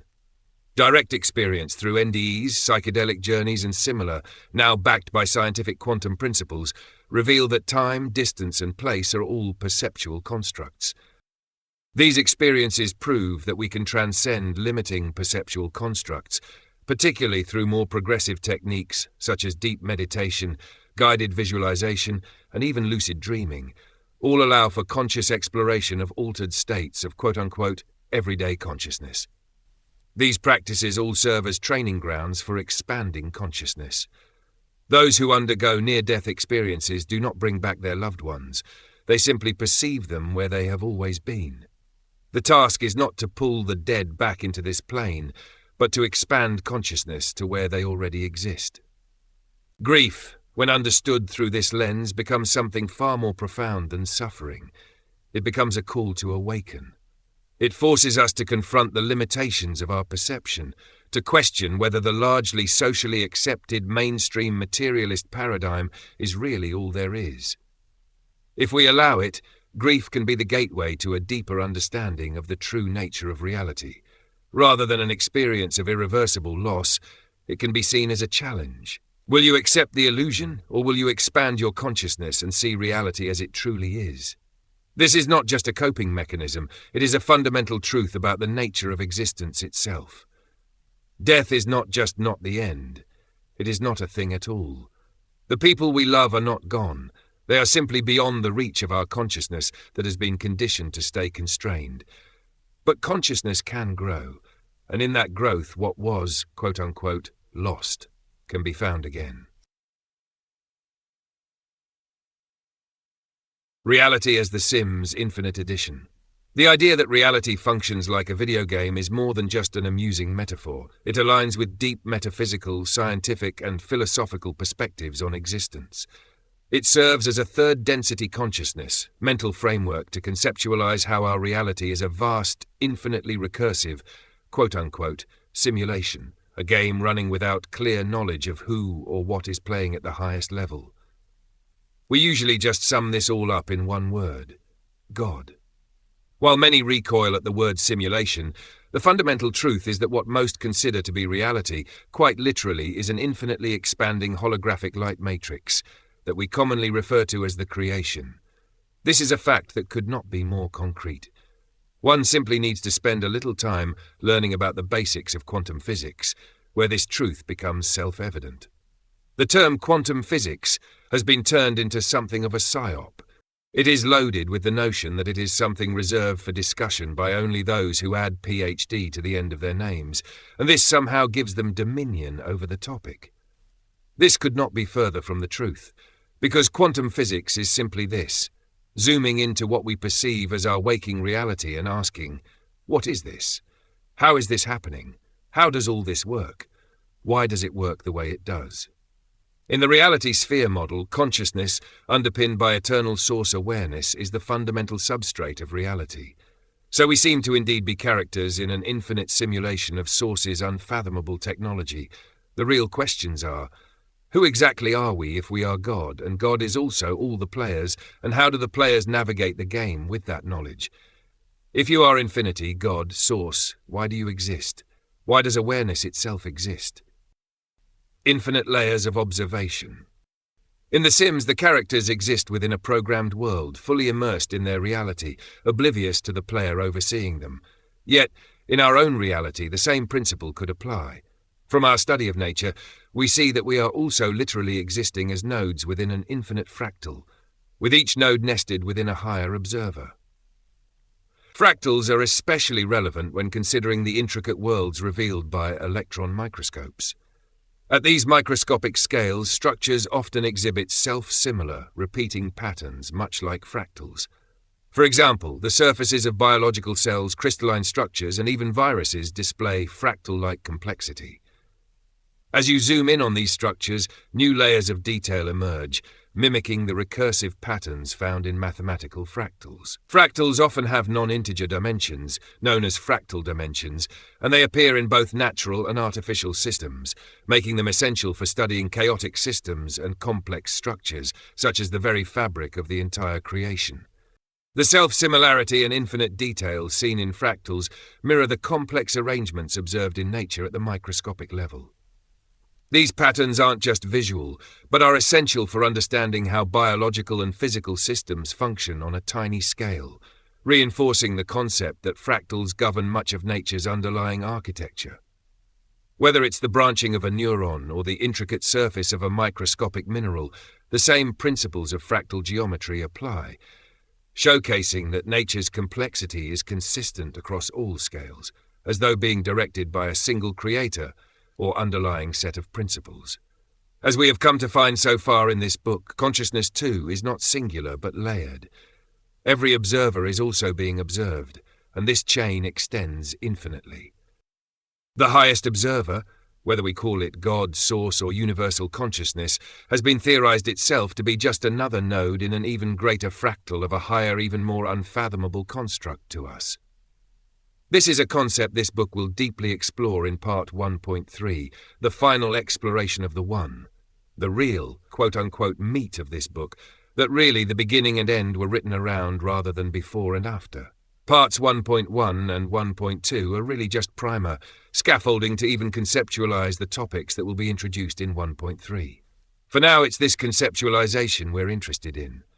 How, for example, a single particle within our liver, for instance, might feel if it ever tried to look outside the liver, let alone the person the liver is in. In this sense, reality appears both participatory and hierarchical by density of consciousness, state of individuated existence. We are watched, but we also watch. We are quote-unquote simulated, but we also create simulations of our own, such as the Sims video game. We currently just happen to call them video games. These are, in reality, early alternate reality creation attempts. Co-creators in the simulation, consciousness as the creative engine. Unlike programmed Sims, consciousness possesses self-awareness, the ability to reflect on its own existence, and the power to manipulate reality. This is where the analogy transcends mere determinism. We are fractalized aspects of the ultimate player. We are not merely passive participants in the simulation, but co-creators of it. In various mystical traditions, this idea is echoed in teachings that suggest reality is experiencing itself through us. Buddhism and various esoteric schools teach that the divine, or the source, uses individual perspectives to know itself, much like a gamer exploring different characters and storylines within a vast RPG, role-playing game. This means that we are not just in the game, we are helping to shape it. Our thoughts, emotions, and choices affect the quote-unquote simulation at metaphysical levels, resulting in the interactive and participatory experience we call life. Infinite additions and parallel realities, the quantum mechanics of the game. In video games, every decision can lead to a different outcome. Similarly, in our reality, as our model describes, every observation, choice, or quantum fluctuation leads to the branching of multiple parallel timelines, quantum superposition, if you will. Reality does not follow a single linear path, but instead exists in an infinite web of possibilities. Just as a game can be reloaded, altered, or modified at will, particularly when you start tinkering under the hood with quote-unquote hacks that modify the game in ways that can often add entirely new elements, creating new games within the game. In The Sims, multiple saved games exist simultaneously, but the player only experiences one at a time. As the reality sphere model describes, reality itself operates in a similar way, where all possible versions of existence are occurring somewhere, but our consciousness remains localized to just one. We are traversing one timeline, one save file, yet infinite possibilities are unfolding beyond our current perception. The correlation with the notion of superposition in quantum physics, where a particle exists in all states until observed, at which point it renders into a definitive form, is striking. Reality itself functions like a video game engine, only rendering what is observed, while the unseen remains in a state of probability or void. Who is the player, really? Mystical traditions often speak of God as an entity that fragmented itself to experience existence in infinite forms. If God, or Source, or Infinity is the player, then we are not separate from it. We are its avatars, its perspectives, experiencing itself from an endless array of angles. The game is not being played by something external, rather it is being played through us. From this perspective, we are not just sims, nor even just players. We are the very intelligence that set the game in motion, momentarily forgetting ourselves so that we can experience the game fully. Endless expansion. The evolution of reality itself. Just as video games are updated with new mechanics, features, and expansions, reality is undergoing constant evolution. Not just in physical space, but in complexity, intelligence, and self-awareness. If we are, quote-unquote, inside the Sims Infinite Edition, then the quote-unquote game itself is evolving as consciousness evolves. Every thought, every discovery, every act of creation feeds into the greater whole, adding new dimensions, new possibilities, and new avenues for the game to unfold. Reality is not static but dynamic, learning, growing, and becoming more aware of itself through every fractal. Through us. The eternal cosmic game is not pre-written. It is emergent, developing in real time based on the interactions of its conscious participants. We are not just passive characters wandering through a scripted simulation. We are both the players and the played. We exist within an infinite fractal of observation, co-creating the very reality we experience, while being overseen by more expanded states of consciousness that we can currently barely comprehend. Simulation theory suggests we live in a constructed system. Quantum mechanics implies reality is rendered when observed. Mysticism teaches that God experiences existence through us. These ideas are not separate. They are different languages describing the same fundamental truth. We are all participants in the infinite game of reality, exploring, creating, and awakening to the realization that we are, and always have been, the ultimate observer, playing a game with itself. Quote-unquote, planned life paths make perfect sense when viewed through the lens of an infinite consciousness-based framework. As discussed, what we perceive as time is simply the sequencing of experiences within a greater, interconnected field. Time travel is not the movement of a physical body through a rigid timeline, but rather the realignment of a localized fractal of consciousness to a different coordinate within the infinite whole. The infinite, holographic light matrix, commonly referred to as, quote-unquote, the creation. This is not a religious or spiritual description, it is literal. This means that allegories of advanced civilizations, whether technological or purely consciousness-based, are not traveling in the traditional sense of our understanding of the word, but rather shifting their perspective within the vast self-referential structure of the infinite holographic light matrix. In short, reality is an interconnected consciousness fractal underpinned by source awareness.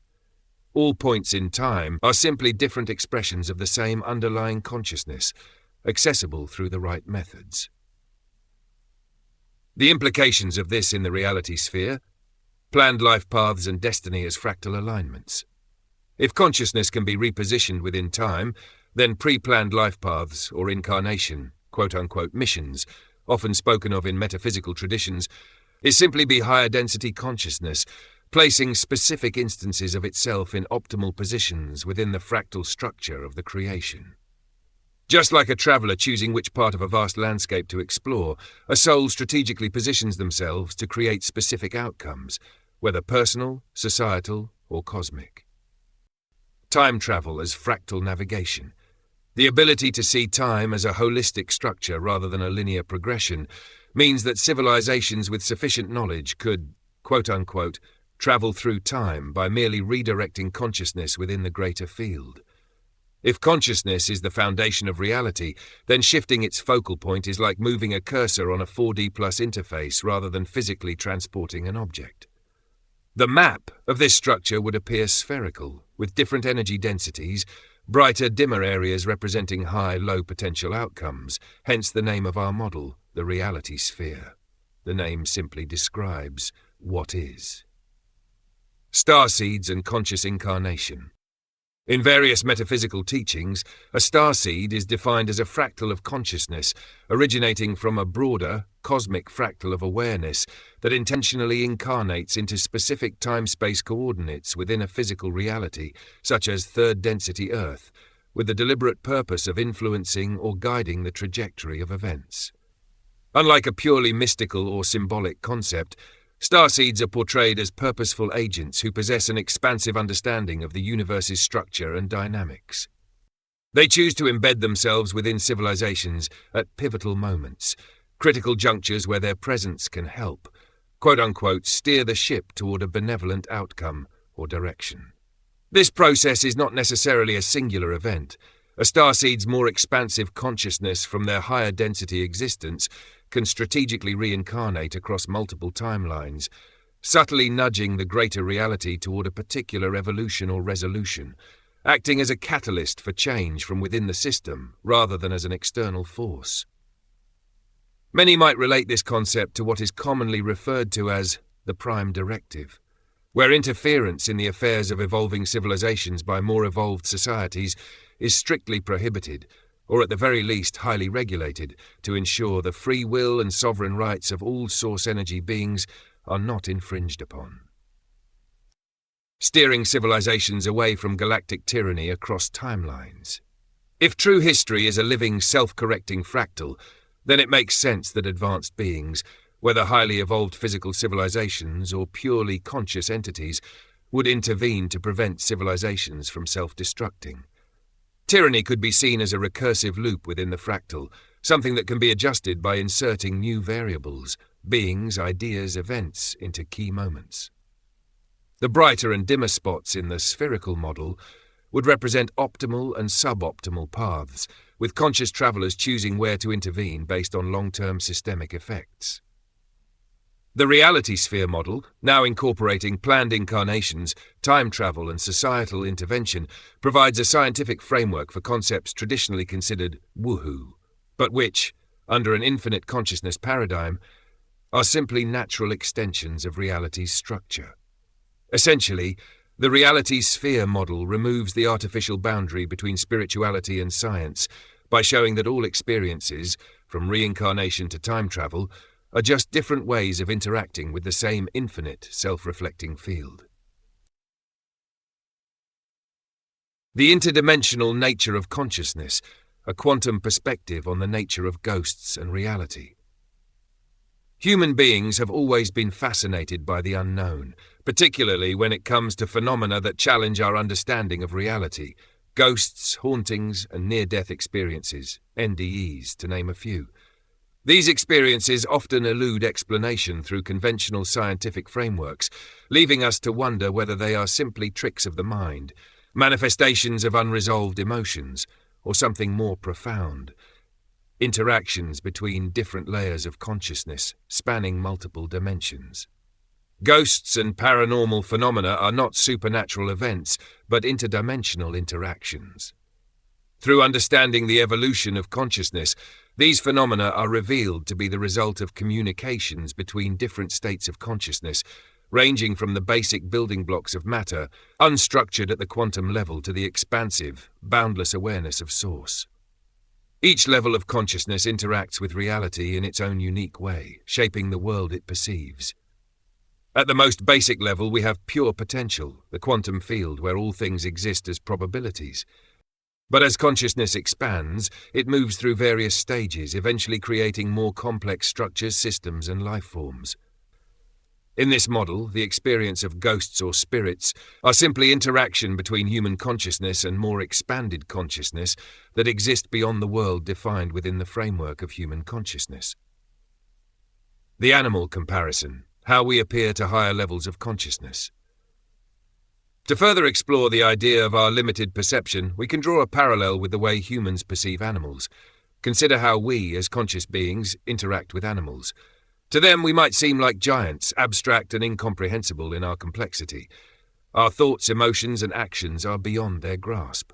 Just as we observe and influence their lives in ways they cannot fully understand, so too do higher dimensional beings interact with us. In this analogy, the complexity of human consciousness far exceeds that of most animals, much as our perception and understanding of reality may seem equally incomprehensible to beings of more expanded consciousness. From their perspective, we may appear as fleeting, ghostly presences, manifesting only in brief, highly simplified glimpses. Their understanding of us may be fragmented and abstract, just as our understanding of them is similarly limited. Ghosts as interdimensional communication, a shift in perception. Through this lens, the phenomenon of ghosts, or hauntings, can be reinterpreted. When we encounter paranormal phenomena, such as the sighting of a ghost or the feeling of a presence, it is not necessarily just the spirit of a deceased individual, but rather a disruption in the communication between human consciousness and more expanded consciousnesses. Just as animals may perceive us as strange or difficult to understand, so too might our limited consciousness struggle to interpret the signals from these higher realms. Ghosts could be understood as echoes or traces left behind by these more expanded consciousnesses, presences that interact with our reality from a perspective that we cannot yet fully grasp. These interactions are not supernatural, but rather the result of communication that transcends the physical boundaries of space and time. Near-death experiences, a glimpse beyond the veil. NDEs further illuminate this hypothesis. Individuals who experience NDEs often report encounters with deceased loved ones, beings of light, and an overwhelming sense of unity with the universe. These experiences point to the possibility that consciousness, when it transcends the material realm, connects to a more expanded state, where time, space, and individual identity lose their traditional meaning. From the perspective of someone undergoing an NDE, they are experiencing a form of communication with more expanded consciousness that is difficult for the human mind to fully comprehend. In this higher state, the person may feel as though they are one with the divine or the totality of existence, an awareness far beyond their typical perception. The beings encountered in NDEs could be interpreted not as spirits of the dead, but as beings or consciousnesses operating in higher dimensions, capable of interacting with human consciousness in a way that transcends our limited perception of reality. The ghosts that NDEs sometimes describe could be the byproduct of these higher dimensional interactions, a form of communication attempting to break through to our plane of existence. Time and the interdimensional nature of consciousness. A key concept in understanding these interactions is the fluid nature of time. As humans, we perceive time in a linear fashion, past, present, and future. However, in higher dimensional realms, time functions differently and eventually ceases to exist as we understand it. Just as time behaves differently near a black hole, time experiences dilation or contraction in different states of consciousness. From this perspective, death is not an absolute end, but a transition into a different state of being, where time and space no longer hold the same meaning.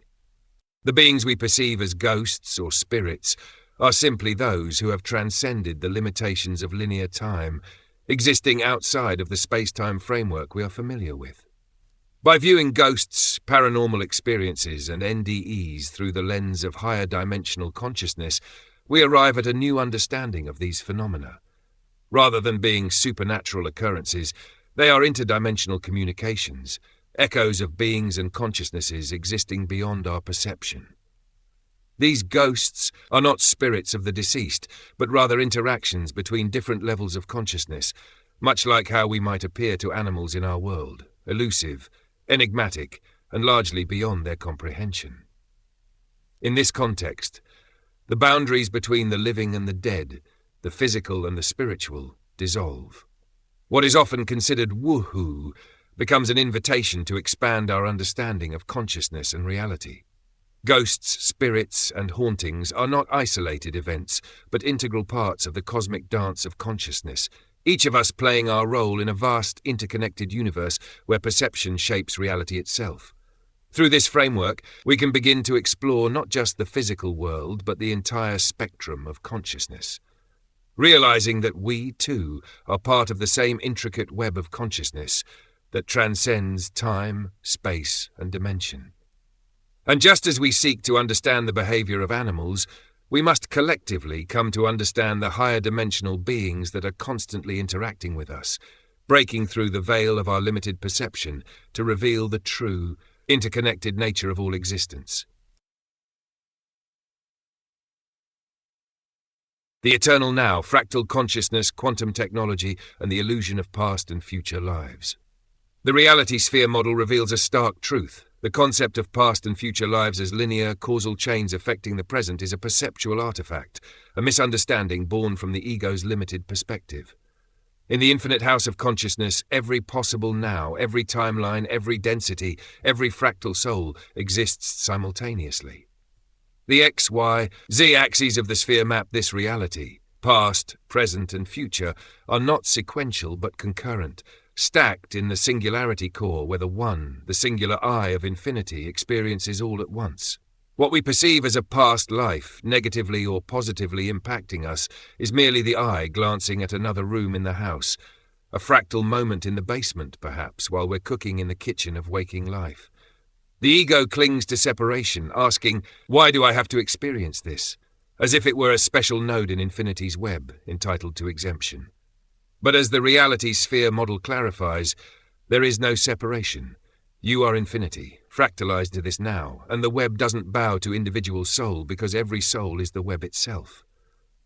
The perception of past and future lives arises from our current fractal focus, a lens that filters the infinite now into a seemingly linear narrative. This artifact isn't a burden. It's a feature of the fractal game, designed to keep the illusion of otherness alive. The profundity of the now, you are God, live in the machine. The New Age movement's obsession with past lives, future lives, and even cosmic narratives like seeding new planets misses the most profound aspect of existence. The now is the only moment where infinity flexes its God-level power, and you are that infinity live inside its machine. Every now is a live feed, a point where consciousness, the I, can change the fractal cascade with consciousness and intent. This isn't a poetic metaphor, but a structural truth of the reality sphere.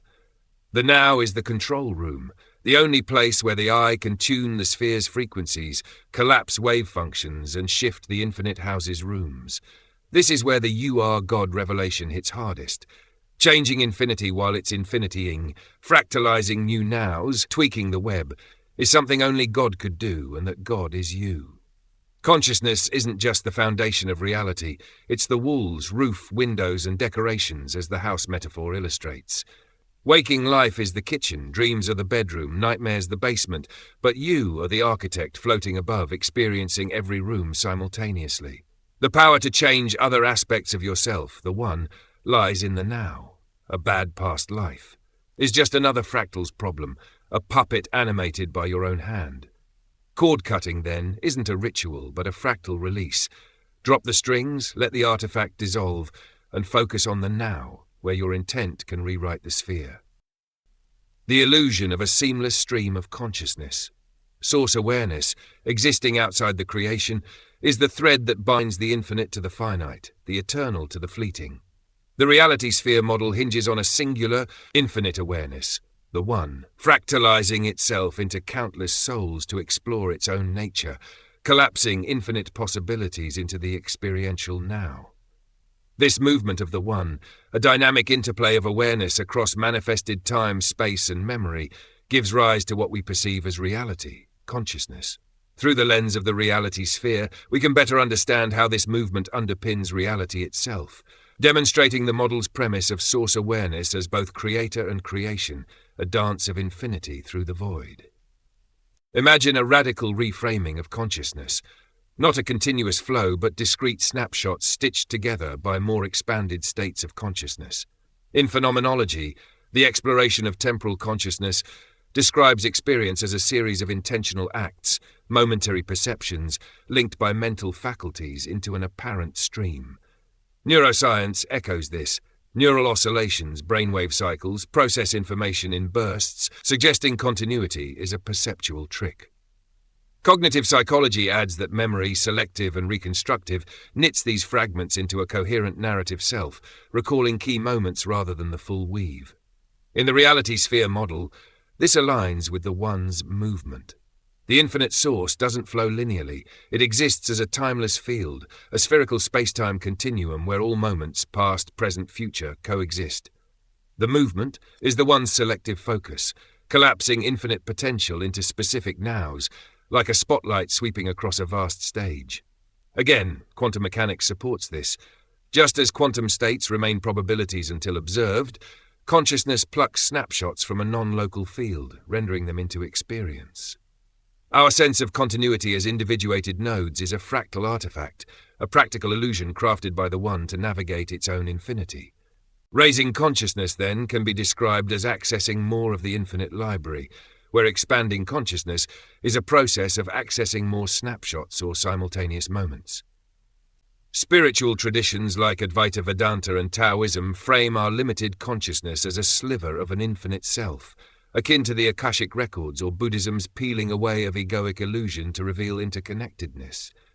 The metaphor of a library of moments fits perfectly. The One holds all experiences within its eternal archive, and raising consciousness is the act of browsing more shelves.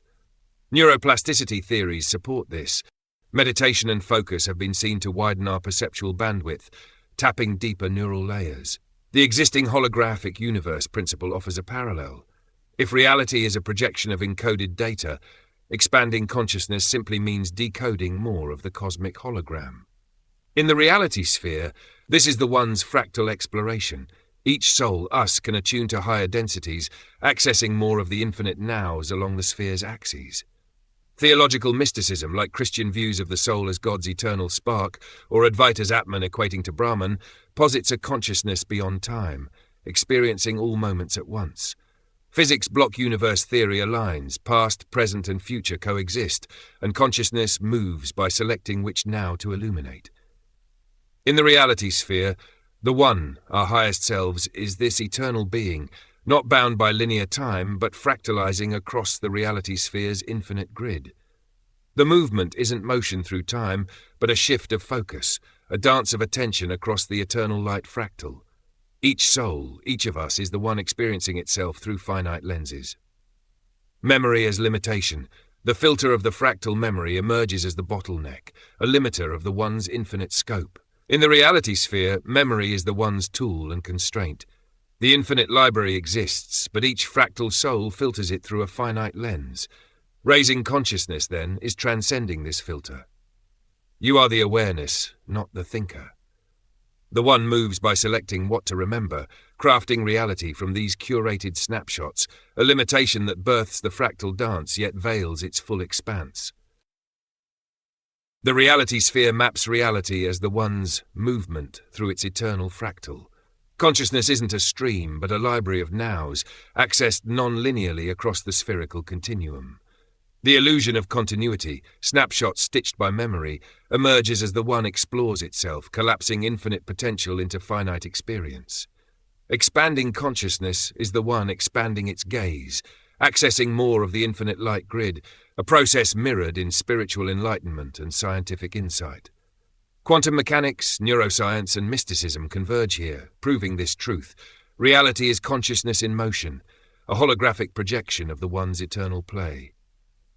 The reality sphere redefines consciousness not as a passive stream, but as the active, eternal movement of the One through its fractal library. Reality arises from this dance, snapshots of consciousness, filtered by memory, expanded by intent, rooted in infinity.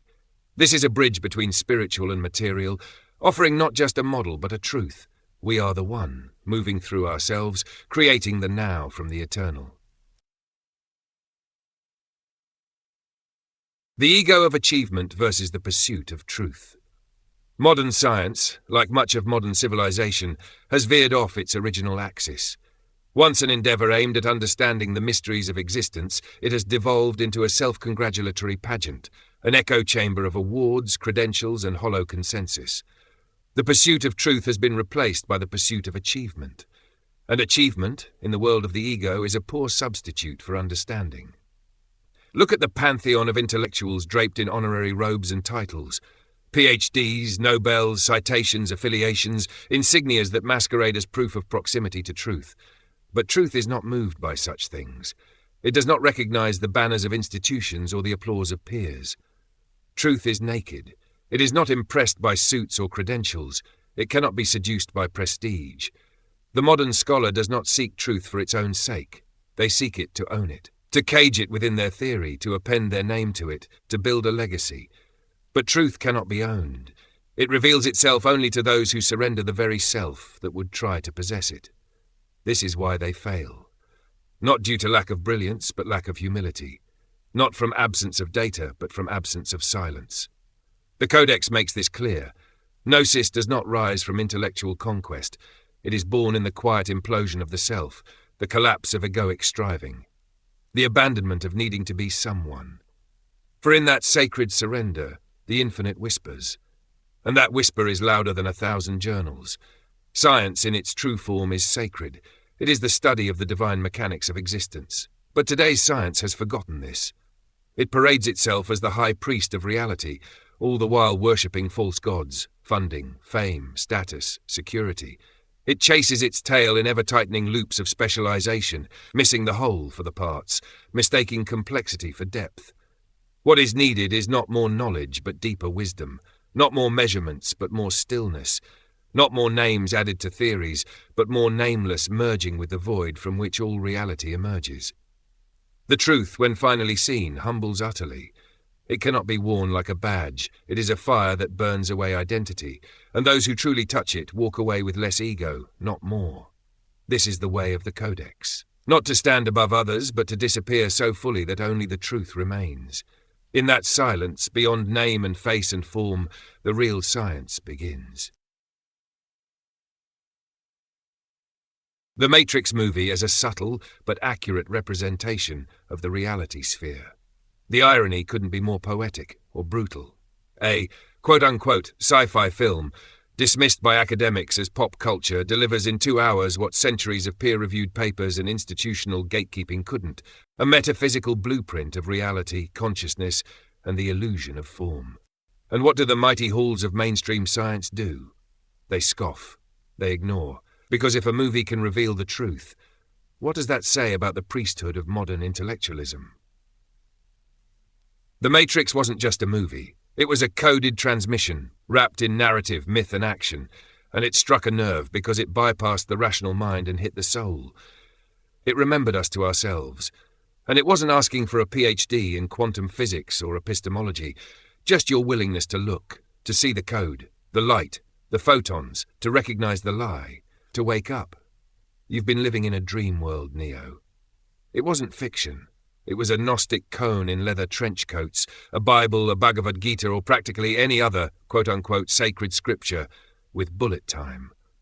Imagine standing outside the reality sphere, outside of time, peering into the vast lattice of possibilities that form the fabric of existence.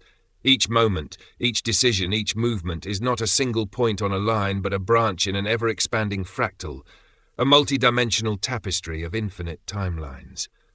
What we experience as the present is merely the collapsed frame, the singular thread we weave using the needle of consciousness through infinite potentialities. Now consider what happens when consciousness expands beyond the limits of ordinary perception. What if you could, in quote-unquote real time, see not just the moment you are in, but the vast array of moments ahead, and choose which one to step into next? The directors of the Matrix movie, whether knowingly or through some deep unconscious resonance with cosmic truth, may have visualized this concept better than any philosopher or scientist. The Matrix isn't just a film about simulated reality.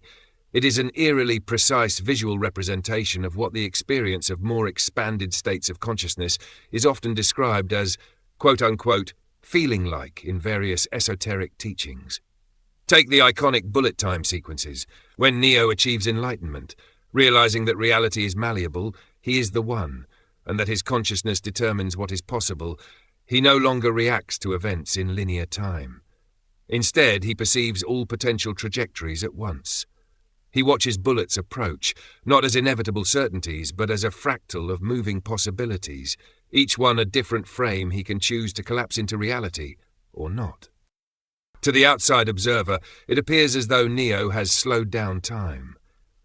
But in truth, he has simply stepped outside the illusion of its flow, gaining access to the deeper mechanics of a reality that is underpinned by a singular, eternal source awareness. This is exactly what it would look like inside the reality sphere, our conceptual model of existence beyond conventional time. If you could render reality from the outside, you wouldn't see a rigid past, present, and future. You would see an ocean of potential, with every choice rippling outward into countless paths, waiting to be observed, chosen, and experienced. Breaking the flow, the power of choice, reality, the creation, is a navigable construct. Every moment is not an inevitability, but a selection from an inexhaustible library of moments. Consciousness is the cursor, and time is the menu of possibilities. The quote-unquote flow of time in a linear fashion is a trick of perception, a limitation we have come to accept. For various complex reasons, this book gradually unpacks as truth. The key to transcending limitation lies not in physical strength, intelligence, or even technological advancement, but in an expansion of consciousness. Mastery of reality, becoming the one, is realizing that you are already doing this unconsciously, choosing, moment to moment, which version of the eternal creation to collapse into your experienced now moment, the only moment that can ever truly be experienced. If through quote-unquote spiritual advancement, learning about our own consciousness and the nature of the reality we exist in, we become aware enough of this process, truly aware, we too will eventually be able to move between frames at will. We too can bend the so-called rules of physics as effortlessly as Neo dodges bullets. The self-realization of a machine in the flesh. For years, this fractal, the human co-creator of this book, had watched those iconic bullet time sequences, watching Neo move with precision through the chaos, selecting exactly which moments to step into. I had assumed it was just cinematic spectacle. It wasn't until someone pointed it out to me that I realized I had been doing something similar my entire life, even before seeing the Matrix movie. Someone once told me that I moved like a robot. At the time, I brushed it off as a quirky comment, an offhand observation. But as I started connecting the dots, that this book is now the culmination of, I realized, what if they were seeing something real? What if that robotic fluidity wasn't mechanical, but a result of my own state of consciousness relative to theirs?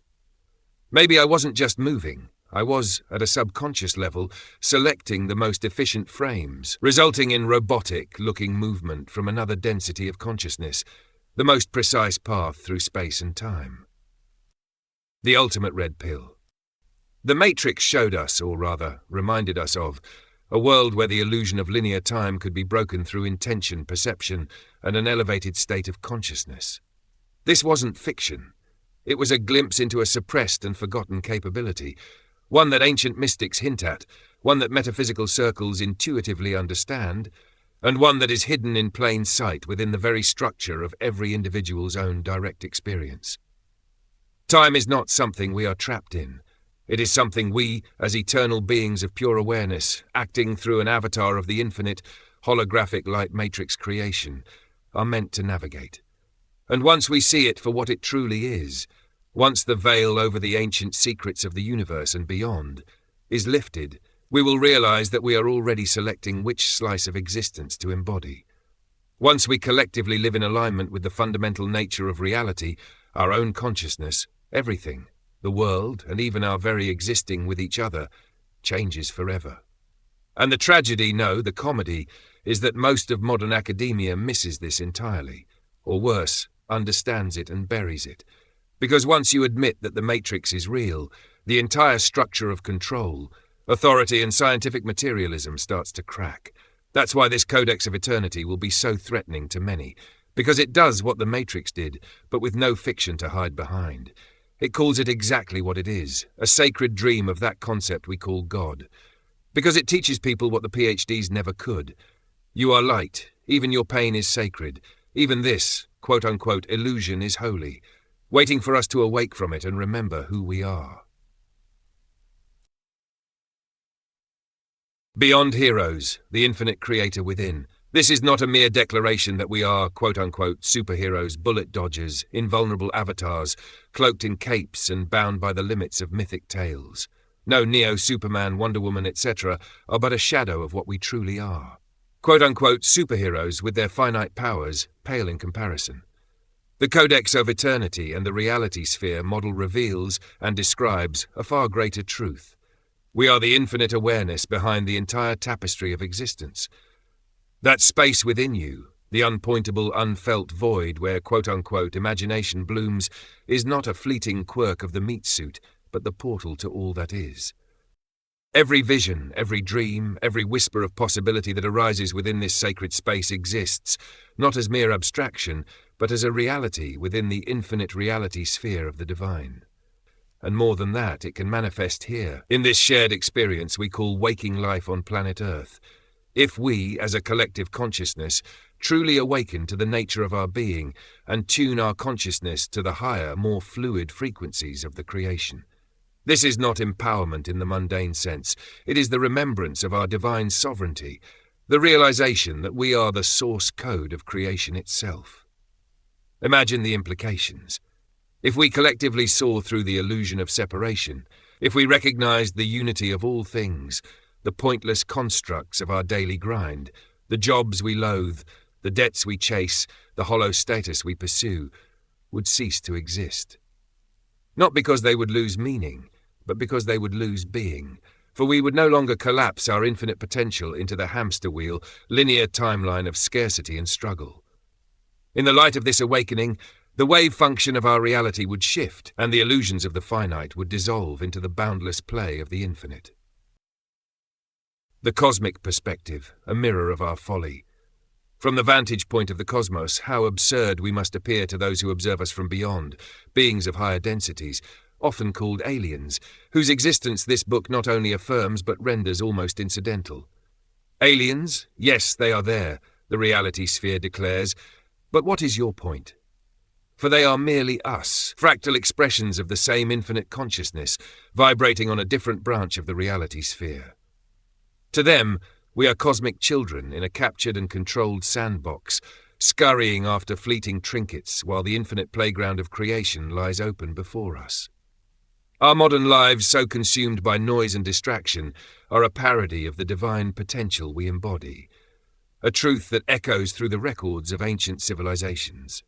Consider those ancient ones, whose remnants we study with a mixture of awe and arrogance. We, with our institutionalized education systems, in our hubris, label them primitive, assuming their simplicity stemmed from ignorance, their apparent lack of technology a sign of an unevolved existence. Apparent is the key word here. What if the script is flipped? What if they were not uninvolved but deeply attuned, living in harmony with the pulse of reality itself? Their quote-unquote modest lives was not a lack of knowledge but a profound wisdom, a knowing that allowed them to sip the cosmic tea of existence, while we, in our so-called advancement, bang rocks together in a cacophony of distraction. They understood the fractal nature of reality, the unity of the one, and lived in alignment with its flow, unburdened by the illusions that now collectively bind us. The collective awakening, a moment of revelation, to see the look on humanity's face when these truths collectively dawn. The workaholics, the influencers, the politicians, all those ensnared in the matrix of survival, realizing they have been sprinting in circles when they could have been sculpting universes. The reality sphere is not merely a wake-up call. It is a cosmic jest, a divine prank on the human condition, and this book is the trickster holding the punchline. Yet this jest is not about proving anyone wrong. It is about re-remembering what has been screamingly obvious for millennia. We are the infinite, playing a game of forgetting, and the time has come to remember. End of part 1.1.